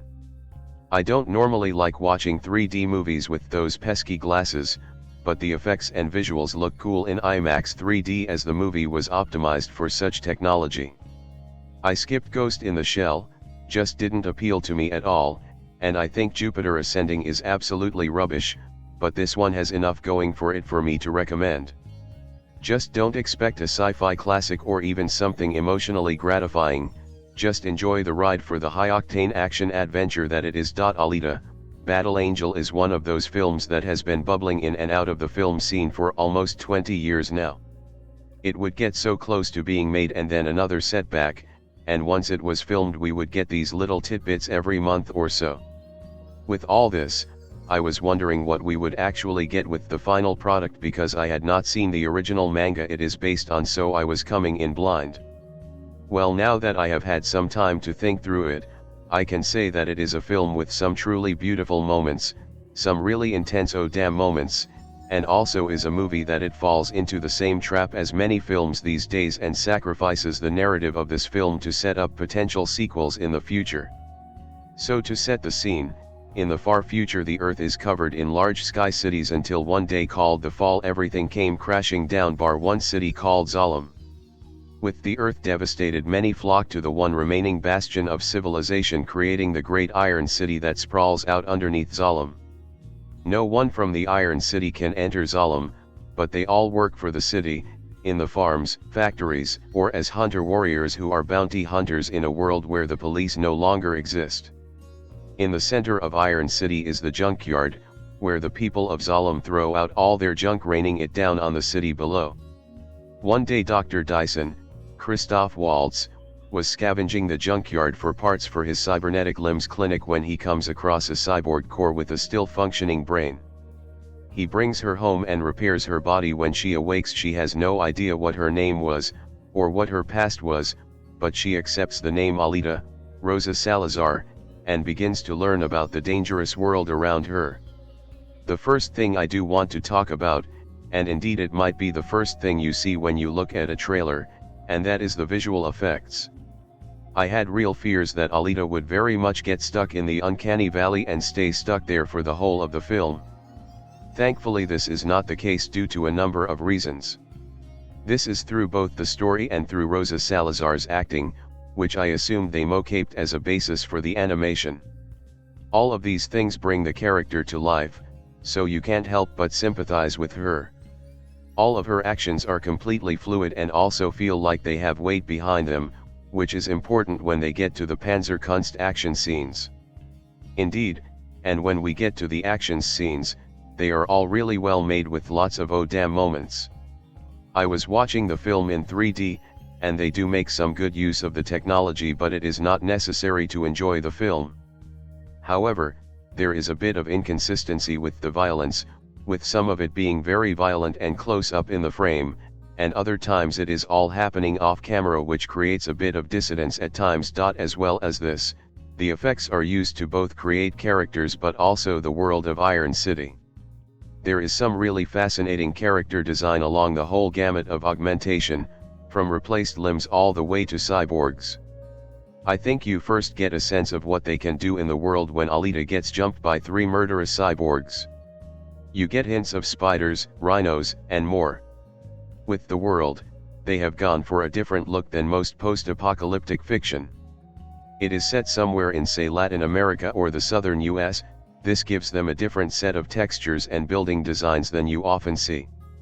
While a lot of these are practical sets, and I do adore that, there is also a lot of digital extensions which do a good job of bringing this world to life. As I mentioned, one of the highlights of this movie is Rosa Salazar's acting, and I can't stress it enough just how compelling of a character Alita is. Yes, the whole protagonist has amnesia is a plot thread that we have seen over and over again. However, they really do a great job of investing you in that story, by investing you in the character. It might get a little young adult novel heavy with the love plot with Hugo, Kian Johnson, but I didn't mind that because Alita was the core of it at all times. As well as this, Christoph Waltz's performance as the multifaceted Dr. Dyson. The man who works at a clinic by day to help out the less fortunate, but at night he has a secret less savory pastime, and also he has a past he is trying to escape but never can quite let go. Though I will say, it did feel like Jennifer Connelly and Mahershala Ali were a bit underutilized. Now, where the film does not work is in its ending, but to talk about that we do need to talk about the ending, so there will be spoilers from this point onwards if you have not seen the film. While there are some really great moments throughout the film, where it all falls down is in its ending that suffers from 2 competing problems. The first is the issue of adapting a film from a large source, in this case, a manga run, and then cutting it down for a movie narrative length. This leads to the film rushing at times and languishing at others, and the ending is one of the times you can really feel that rush on. For example, the film goes oh no we killed Hugo, no yay he is alive again, nope dead now really, in the space of about 10 minutes. The second and more impactful problem is a trap that many films fall in these days. Everything has to be a multi-picture series at least and a cinematic universe at best. However, while everyone is copying Marvel, they are ignoring one very important lesson that Marvel, mostly, follows: it is a standalone film first, and a member of the cinematic universe second. Here it felt like the film thought it was more important to show off that Edward Norton was the bad guy than it was giving a satisfactory conclusion. This means that the film just kind of peters out, rather than having a clear endpoint. In some regards, it felt like the end of the Fellowship of the Ring, without the clear breaking of the Fellowship, and without the certainty of the follow-up film coming in a year, or at all. In the end, do we recommend Alita, Battle Angel? On the whole, yes, but with some caveats. As much as I enjoyed the film, it didn't stick the landing, which is a pity, and that would understandably be a deal breaker for some. However, I really enjoyed my time with the film up until that point, and it did make me want to search out the original manga to check it out, so it succeeded on that front. By Brian McNamara. You can follow Brian on Twitter here. When he's not chatting about movies and TV, he'll be talking about international relations, or the solar system. Have you watched Alita, Battle Angel? Let us know what you thought in the comments below. Feel free to share this review on any of the social medias, and you can follow us here. Check out all our past reviews and articles here, and have a happy day. When I reviewed Captain Marvel, I mentioned that one of the competing films released at the same time was Alita, Battle Angel. It's not a movie I'd ordinarily watch, but because Brie Larson was such a pain in the butt about "oh, look at me, I'm a powerful female warrior with a lot of victim issues," I decided to view and compare the two works of art. In my view, Alita wins by a huge margin. The really big issue is that Alita, voiced by Rosa Salazar, doesn't have to rise to power by tearing men down the way Captain Marvel does. Her father, Dr. Dyson Ito, voiced by the amazing Christoph Waltz, was a wonderful and flawed father figure. I would have loved a dad like him, but he's only a couple of years older than I am. Everyone in the movie is complex and sometimes difficult to understand, especially Ito's ex-wife Chiron, Jennifer Connelly, and Alita's love interest Hugo, Kian Johnson. Unlike in Captain Marvel, where we're playing to very specific progressive stereotypes, all women good, all men bad, or at least silly, even Nick Fury. The game Motorball reminded me of the 1975 film Rollerball starring James Caan, but a lot of movies since then have featured games that supposedly allowed ordinary people to advance into a heavenly society, in this case called Zalem. Hundreds of years in the future, the shell of a cyborg is thrown to Earth as junk, where Dr. Ito finds and resurrects her.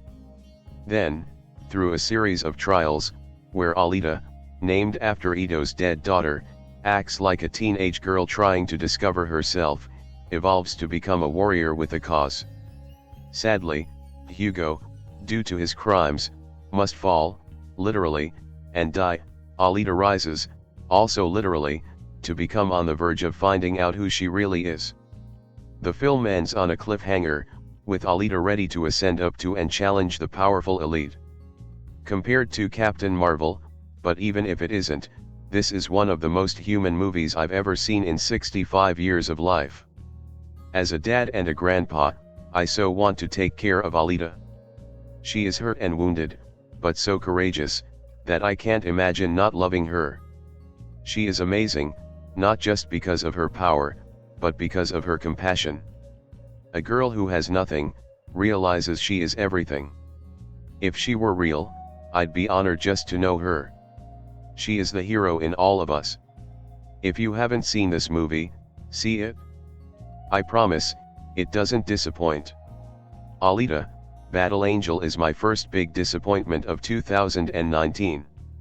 What makes it such a frustrating letdown is the occasional glimmers of greatness the film has to offer. It's the sort of futuristic science fiction film that Hollywood releases every year in hopes of launching a franchise that unfortunately bombs. Alita has enough promise to make me wish that it were better and the one that bucked the trend, but it'll unfortunately just be the latest entrant to that list. First, the things I liked. The film's visuals are luscious and beautiful. The world building visually at least is mighty impressive. It's arresting and fully immersive on a giant IMAX screen. The action scenes are all choreographed crisply. It never morphs into a CGI mess, and even the more effects heavy work is always coherent and easy to follow. The film sounds great too, with every punch having an impact. I also didn't mind the 3D. A few effects really capitalized on it and it lent to the depth and immersion. The plot is enjoyable for the first act when everything is new and mysterious. We discover this world through our protagonist who has no memory. We learn through her eyes and the world is exciting and filled with intrigue. It helps that Rosa Salazar is fantastic as the protagonist and nails every expression and dialogue. Even when the film veers way, of course, it's just for her that I was even slightly engaged. Unfortunately, the same cannot be said for the supporting cast. Academy Award winners Christoph Waltz and Mahershala Ali are given little of interest to do and their talents are wasted here.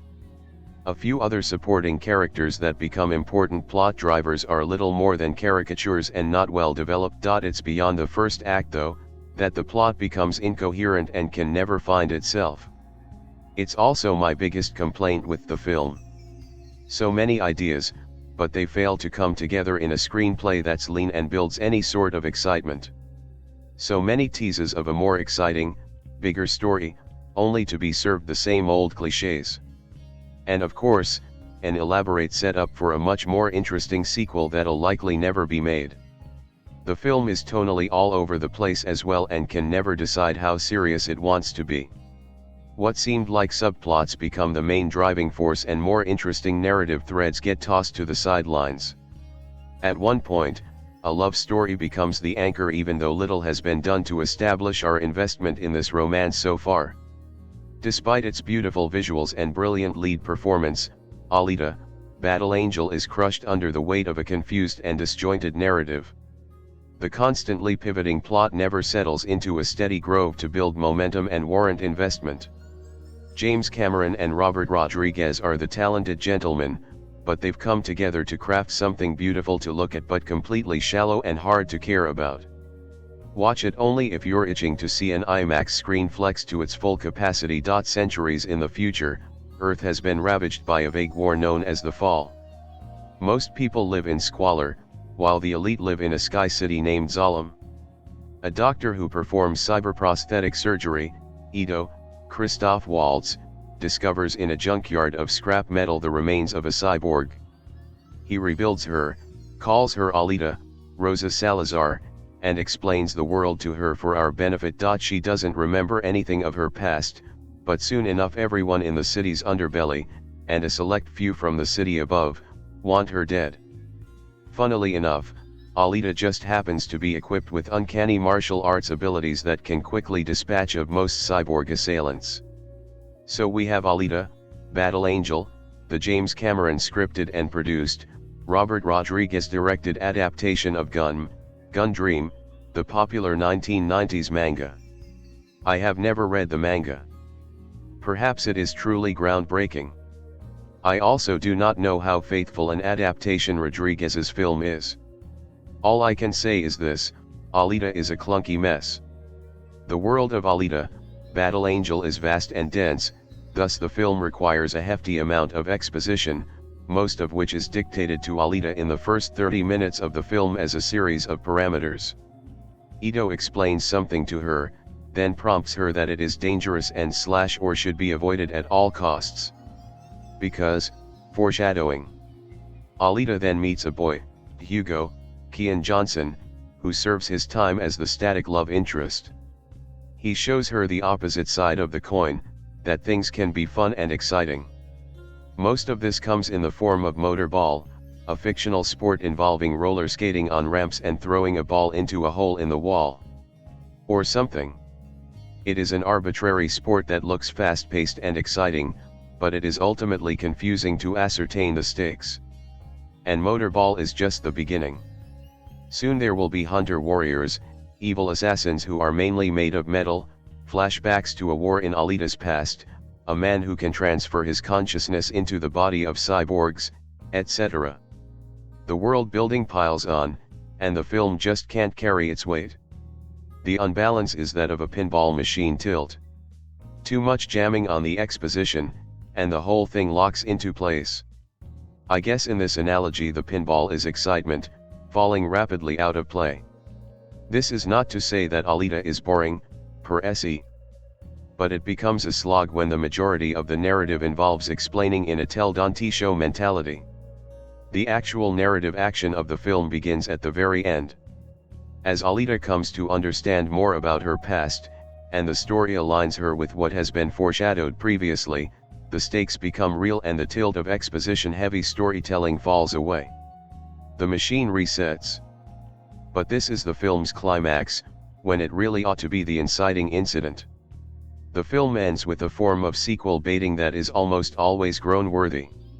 Without spoiling the specifics, it involves literally pointing toward the next film and the reveal of a major acting figure. It's a lazy tactic, and it makes you question the worth of the film you just watched, as the film has not justified such momentous shot-calling. To say the film is unimpressive would be difficult. Rodriguez has successfully crafted this world. It looks vibrant, the lighting, as artificially crafted as it might be, is quite breathtaking. The look of Alita, which initially caused a jocular internet response, is not off-putting. I find it to be a rather seamless effect, and Salazar's performance is impressive given that her face is literally reshaped by computer graphics. It is the inconsistency of effects that allows the CG world to show its seams. Each actor has a different level of CG augmented appearance to them, and most of the others don't look as seamless as Alita. Putting some of these characters in scenes together does not mesh well. Long story short, Alita, Battle Angel has its glossy surface. It has its tactical set pieces. But it is not a story told smoothly. The narrative is not compelling, because everything that needs to be set up is done so inelegantly. Ultimately, this makes the film read bland, less exciting. Most likely, forgettable. Not knowing a great deal about manga, I definitely could have gone without seeing Alita, Battle Angel. However, a friend of mine was desperate to see it, so I decided to be a pal and go with her.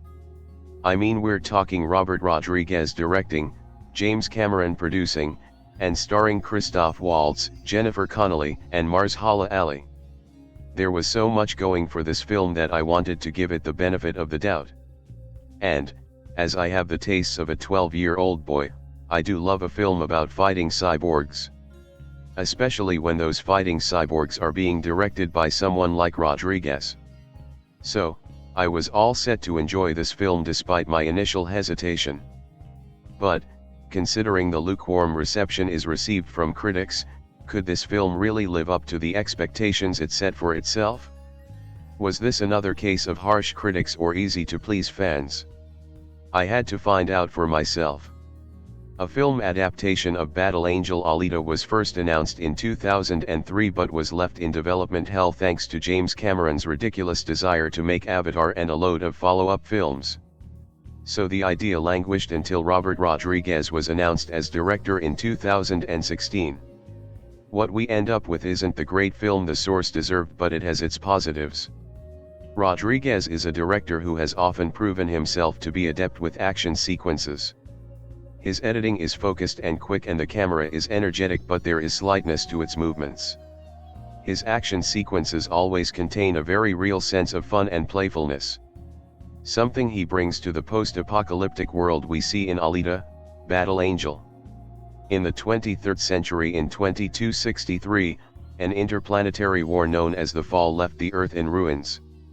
300 years later, the poor people are left on the ground struggling for food and scrounging for mechanical parts. They can only dream of what life must be like in the wealthy sky city of Zalem.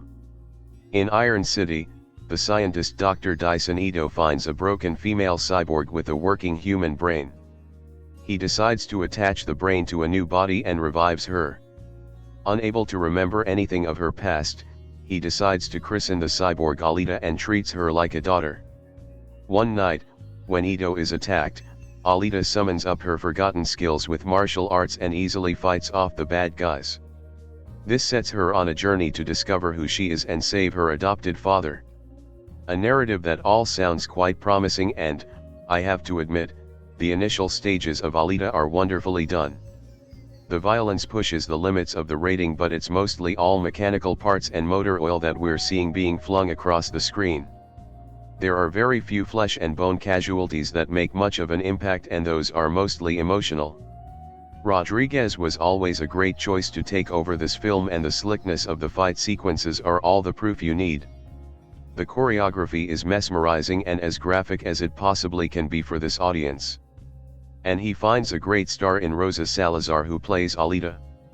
She brings heart and emotion to a mostly mechanical being. However, I still wasn't blown away by this film. The problem is, the story is just too tangled that it feels never-ending. My first comment when the credits had finished rolling was, I feel like we've been watching this film for days.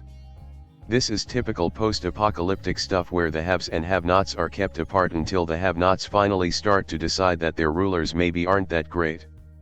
They just need one person to kick things off. One being powerful enough to say it's time to change things. Inevitably in this kind of genre, that person also gets caught up in a load of other nonsense too. There's the domestic relationship with her adoptive father, the added complication of his ex-wife, a weird sport, and the inevitable teen romance. There's just too going on, and it does not come together well. The emphasis is in all the wrong places, great characters are sidelined, supporting storylines aren't given the weight they deserve, and the central romance is wringed out for as much juice as possible. Despite the beautiful visuals and stunning action pieces, I have to say this is one boring film.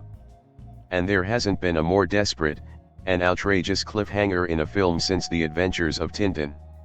It completely ruins the tone that the rest of the film is building up to. I'm not saying we needed complete resolution, but this is the film version of The Sopranos just fading to black. It's just a really bad way to bring this film to a close. After nearly 3 weeks since my press screening, I have been secretly dreading composing a review for James Cameron's latest production, Alita, Battle Angel. Even more so than dreading it, I was truly unsure of how to approach it, since the experience has almost completely been wiped from my memory, for the better, incidentally. But after attending another press screening earlier today, that same negative, bitter taste persisted. Alita, Battle Angel has some stellar moments, intensified by the accumulative efforts from visual effects company, Weta Digital. But on the complete opposite spectrum, the film is so depressingly stale in its narrative design, weaving together a thin and poorly built structure that threatens to fall apart at any moment. The film is based on a popular manga series by Yukito Kishiro, transporting viewers into the 26th century, reminder we're in the 21st, where the wealthy live in a city in the sky and the poor are left on a war-scorched earth. One such terrestrially banished is Dr. Dyson Ito, Christoph Waltz, the legend of Tarzan, a cyberphysician. Looking for spare parts in the junkyard to repurpose in his practice, he unearths the broken remains of an aged cyborg.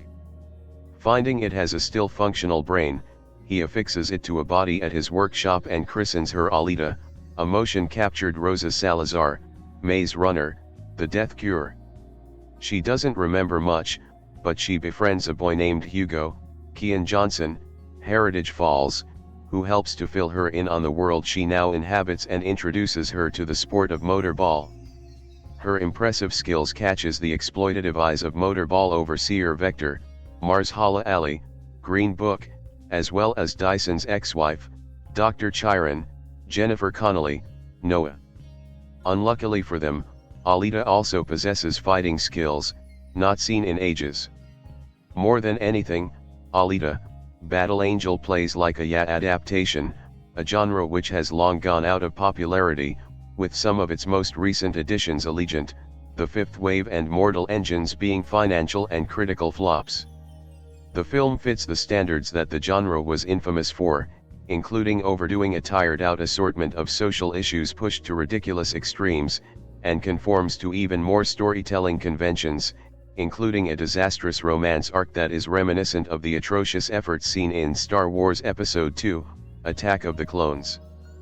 But while it is little more than a series of clichés, it is buried under the facade of one of the best-looking films. To that point, it's certainly worth mentioning that Weta Digital has truly gone the extra mile with their effects, with the completely CGI character of Alita behaving and looking, anime eyes aside, like a real person, who the audience can connect to. The scenery and action sequences are overall stellar as well. The locations are vivid and imaginative, and they enhance some superb action sequences. It's too bad director Robert Rodriguez, Machete Kills, seemingly lifts some shots directly from other films, some of which that were released in the past year, including the Academy Award nominated Black Panther. As a collective sum, when moving past its technical flares, Alita, Battle Angel doesn't add up to anything worthwhile. Its overbearing story weighs down on the viewer, forcing them to endure a 2-hour film that feels far over 5 hours. It certainly has spectacle for those who value that above all else, including one of the best 3D presentations in years. Even then though, it's hard to recommend this as anything more than just a film to watch on the airplane when sleeping is not an option and there is time to kill. You'd certainly be forgiven for thinking Alita, Battle Angel to be a new movie by James Cameron. It gives off his scent in more ways than one, but primarily in the union of completely gangbusters special effects and a completely lackluster script. Cameron's credited as a producer, though, not that the title of producer can actually ever have one single definition. Based on the manga series Battle Angel Alita, the film adaptation is in actuality directed by Mexico Trilogy and Sin City Helmer Robert Rodriguez, the guy who once claimed his approach as mariachi style in which creativity, not money, is used to solve problems. There's an immediate discordance between that approach and the mere notion of James Titanic Cameron, and Alita very clearly exhibits the latter's big-budget sensibility at the expense of an underdog's incumbent creativity. Which is a shame, because that's ostensibly what Alita is about. The title character, played by Rosa Salazar, is a spunky cyborg with a mysterious past, brought back to life by kind-hearted scientist Christoph Waltz, in a war-torn world all but discarded by the elite who reside on a giant floating city in the sky. Lower and upper class are literalized, and promise of ascension to that higher world is enough leverage to get anyone to do anything. The setup is nearly verbatim to that of Elysium, with an impending reckoning between the rough and tumble earth dwellers and those nasty Dominators above.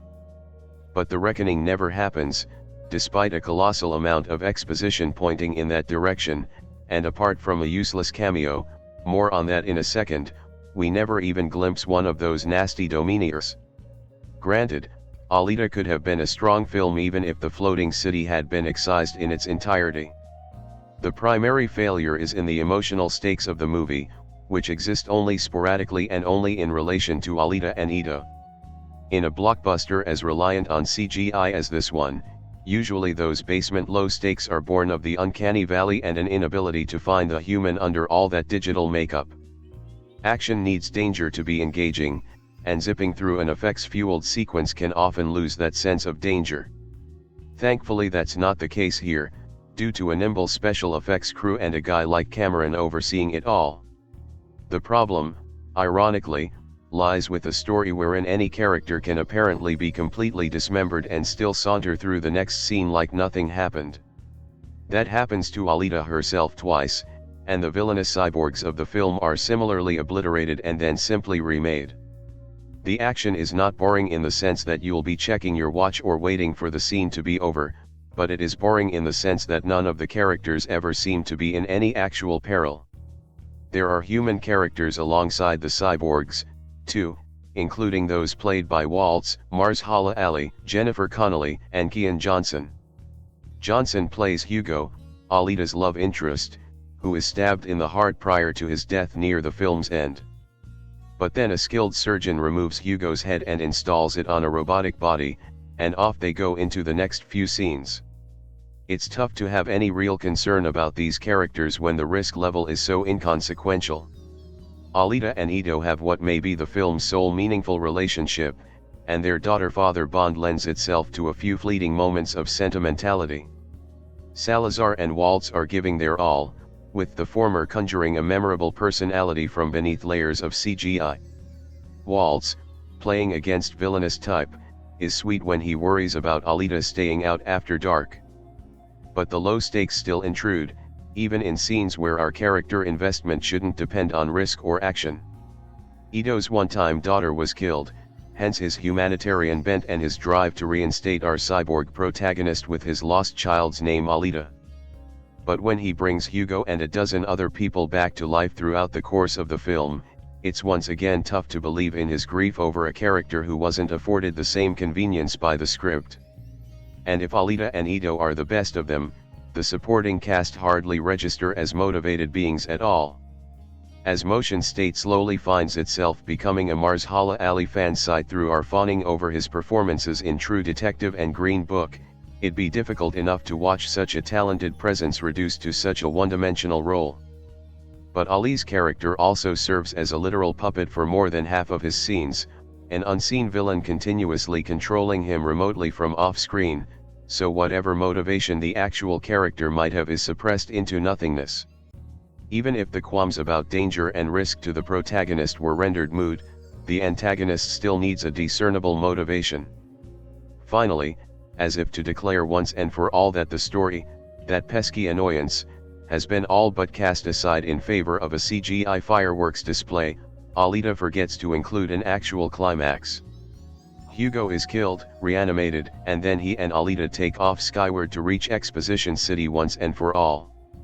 But Hugo falls to his death, for now, and Alita returns to Earth. The film ends with yet more intimation that she's going to make it up there, someday, but the ever-present promise of that revelation was teased for the previous 2 hours and then never fulfilled. Edward Norton appears for a half-second as that aforementioned Domineer in the sky, the one who puppeteered Marshala Ali. And then cut to black. Some may shy away from being so harsh on Alita, spurred to goodwill by the dazzling effects, by Salazar and Waltz, even by the promise of sequels that must now come to pass. The fact that those sequels must come to pass in order for Battle Angel to become a worthwhile story is a tough pill to swallow, though, and it squanders any sympathy the best parts of the film might have engendered.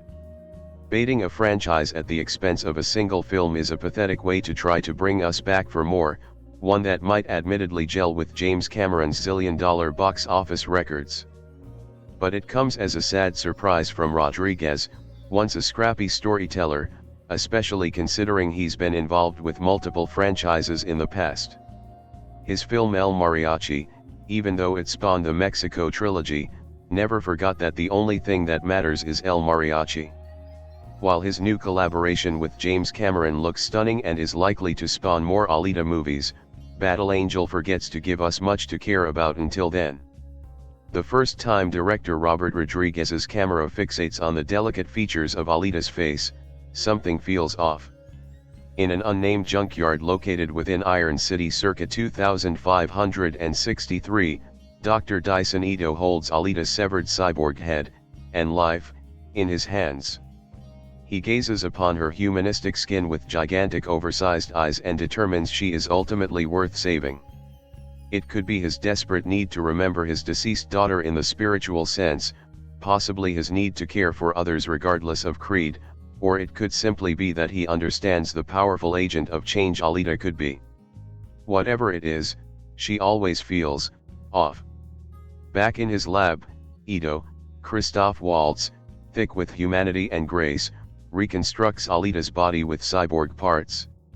Once alive and recalibrated, Alita, Rosa Salazar, begins her quest to understand her origins and connection to Zalem, a city-sized ship that towers over Iron City, the last remnant of a brutal global war known only as the Fall.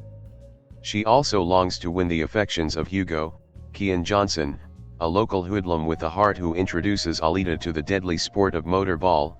Essentially, cyborgs on rollerblades beat the synthetic oil out of each other as they chase a Quidditch ball around an arena, battle royale style. Of course, Alita is someone special. An ages-old weapon of destruction and the only known threat to Nova, the leader of Zalem who can subconsciously control his surrogates. Alita is immediately deemed worthy of extermination by those under Nova's employment. Vector, Marshala Ali, is the steely-eyed leader of the cause, while Chiron, Jennifer Connelly, repairs their rogue gallery of assassins. Oh, and she's also Ito's ex-wife. In case you missed it, Alita, Battle Angel, based on Yukito Kishiro's manga series, Gun, has no shortage of story to tell, and that isn't even all of it. Alita also seeks to become a hunter-warrior, a dastardly collection of bounty hunters who rarely bring their collections in alive. Minor subplots become entire storylines, and by the end of the relatively simple 2-hour runtime, it becomes painfully obvious this was always intended to create a new series of films. Let's cut to it. Much has been made about Alita's budget, about Robert Rodriguez's past successes and struggles, and especially about the involvement of master blockbuster auteur James Cameron. All I have to say is this: it doesn't matter how much was spent or who was involved, all we should care about is, are we not entertained? And that answer is a pretty resounding yes. Are there flaws in Alita, Battle Angel? God, yes. James Cameron is a gifted storyteller, there is no doubt. Yet the script from Cameron, Rodriguez, and Leota Kalogridis is akin to that stocking given to your newborn baby on their very first Christmas. There's just too much stuff jammed in there that would be better suited for when they're older and able to stand on their own. An incredibly layered story is delivered, though with far too many side characters and arcs to truly stay focused on a singular path. It ultimately works, but mostly due to the captivating cinematics constantly diverting our attention. Which is honestly the surprising part. Based on his recent works, if you had told me I would walk out of Alita being more impressed with Robert Rodriguez than James Cameron, I might have slapped you with a bionic arm until you came to your senses. Yet, the truth is in the pudding. And this visual hodgepodge of CGI and motion capture is absolutely delicious. Rodriguez's camera is constantly moving, gliding along with the motion, diving through the action, forever keeping us aware of events transpiring and locations changing without forcing us to succumb to exhaustion as we try to keep up. Whether it's a thrilling bar fight worthy of Patrick Swayze or a bombastic motorball match that extends far into Iron City itself, Alita is visually stunning throughout. And the 3D showcases everything that the overused technology can exceed at, immersing the audience in a fully realized world of eye-popping vistas and architecture. Alita is a dazzling, visual massage of the senses. And then there's Alita herself. As I said at the top, from the first moment we catch a glimpse of this centuries-old teenager, she stands out. Rosa Salazar meshes with CGI to create this titular cyborg with enormously rounded eyes, and she always stands out, just a hair, as not being quite real. The humanity and drive is there in the performance, the fluidity is prominent in the movements, yet there is always something a tiny bit off about Alita. In the trailers, this always bothered me. The enormity of those eyes made it seem impossible to forget the CGI origins of Alita. Yet, as I watched the completed version of the film, it actually made the character click in ways I hadn't expected. In a world where her kind has been discarded and abandoned, forgotten through time, Alita herself does not belong. Each and every room she enters, she is unwanted, a castaway of sorts. Whether intentional or a blissful byproduct, her uniqueness and inability to blend into the background sold me on both the character and her journey.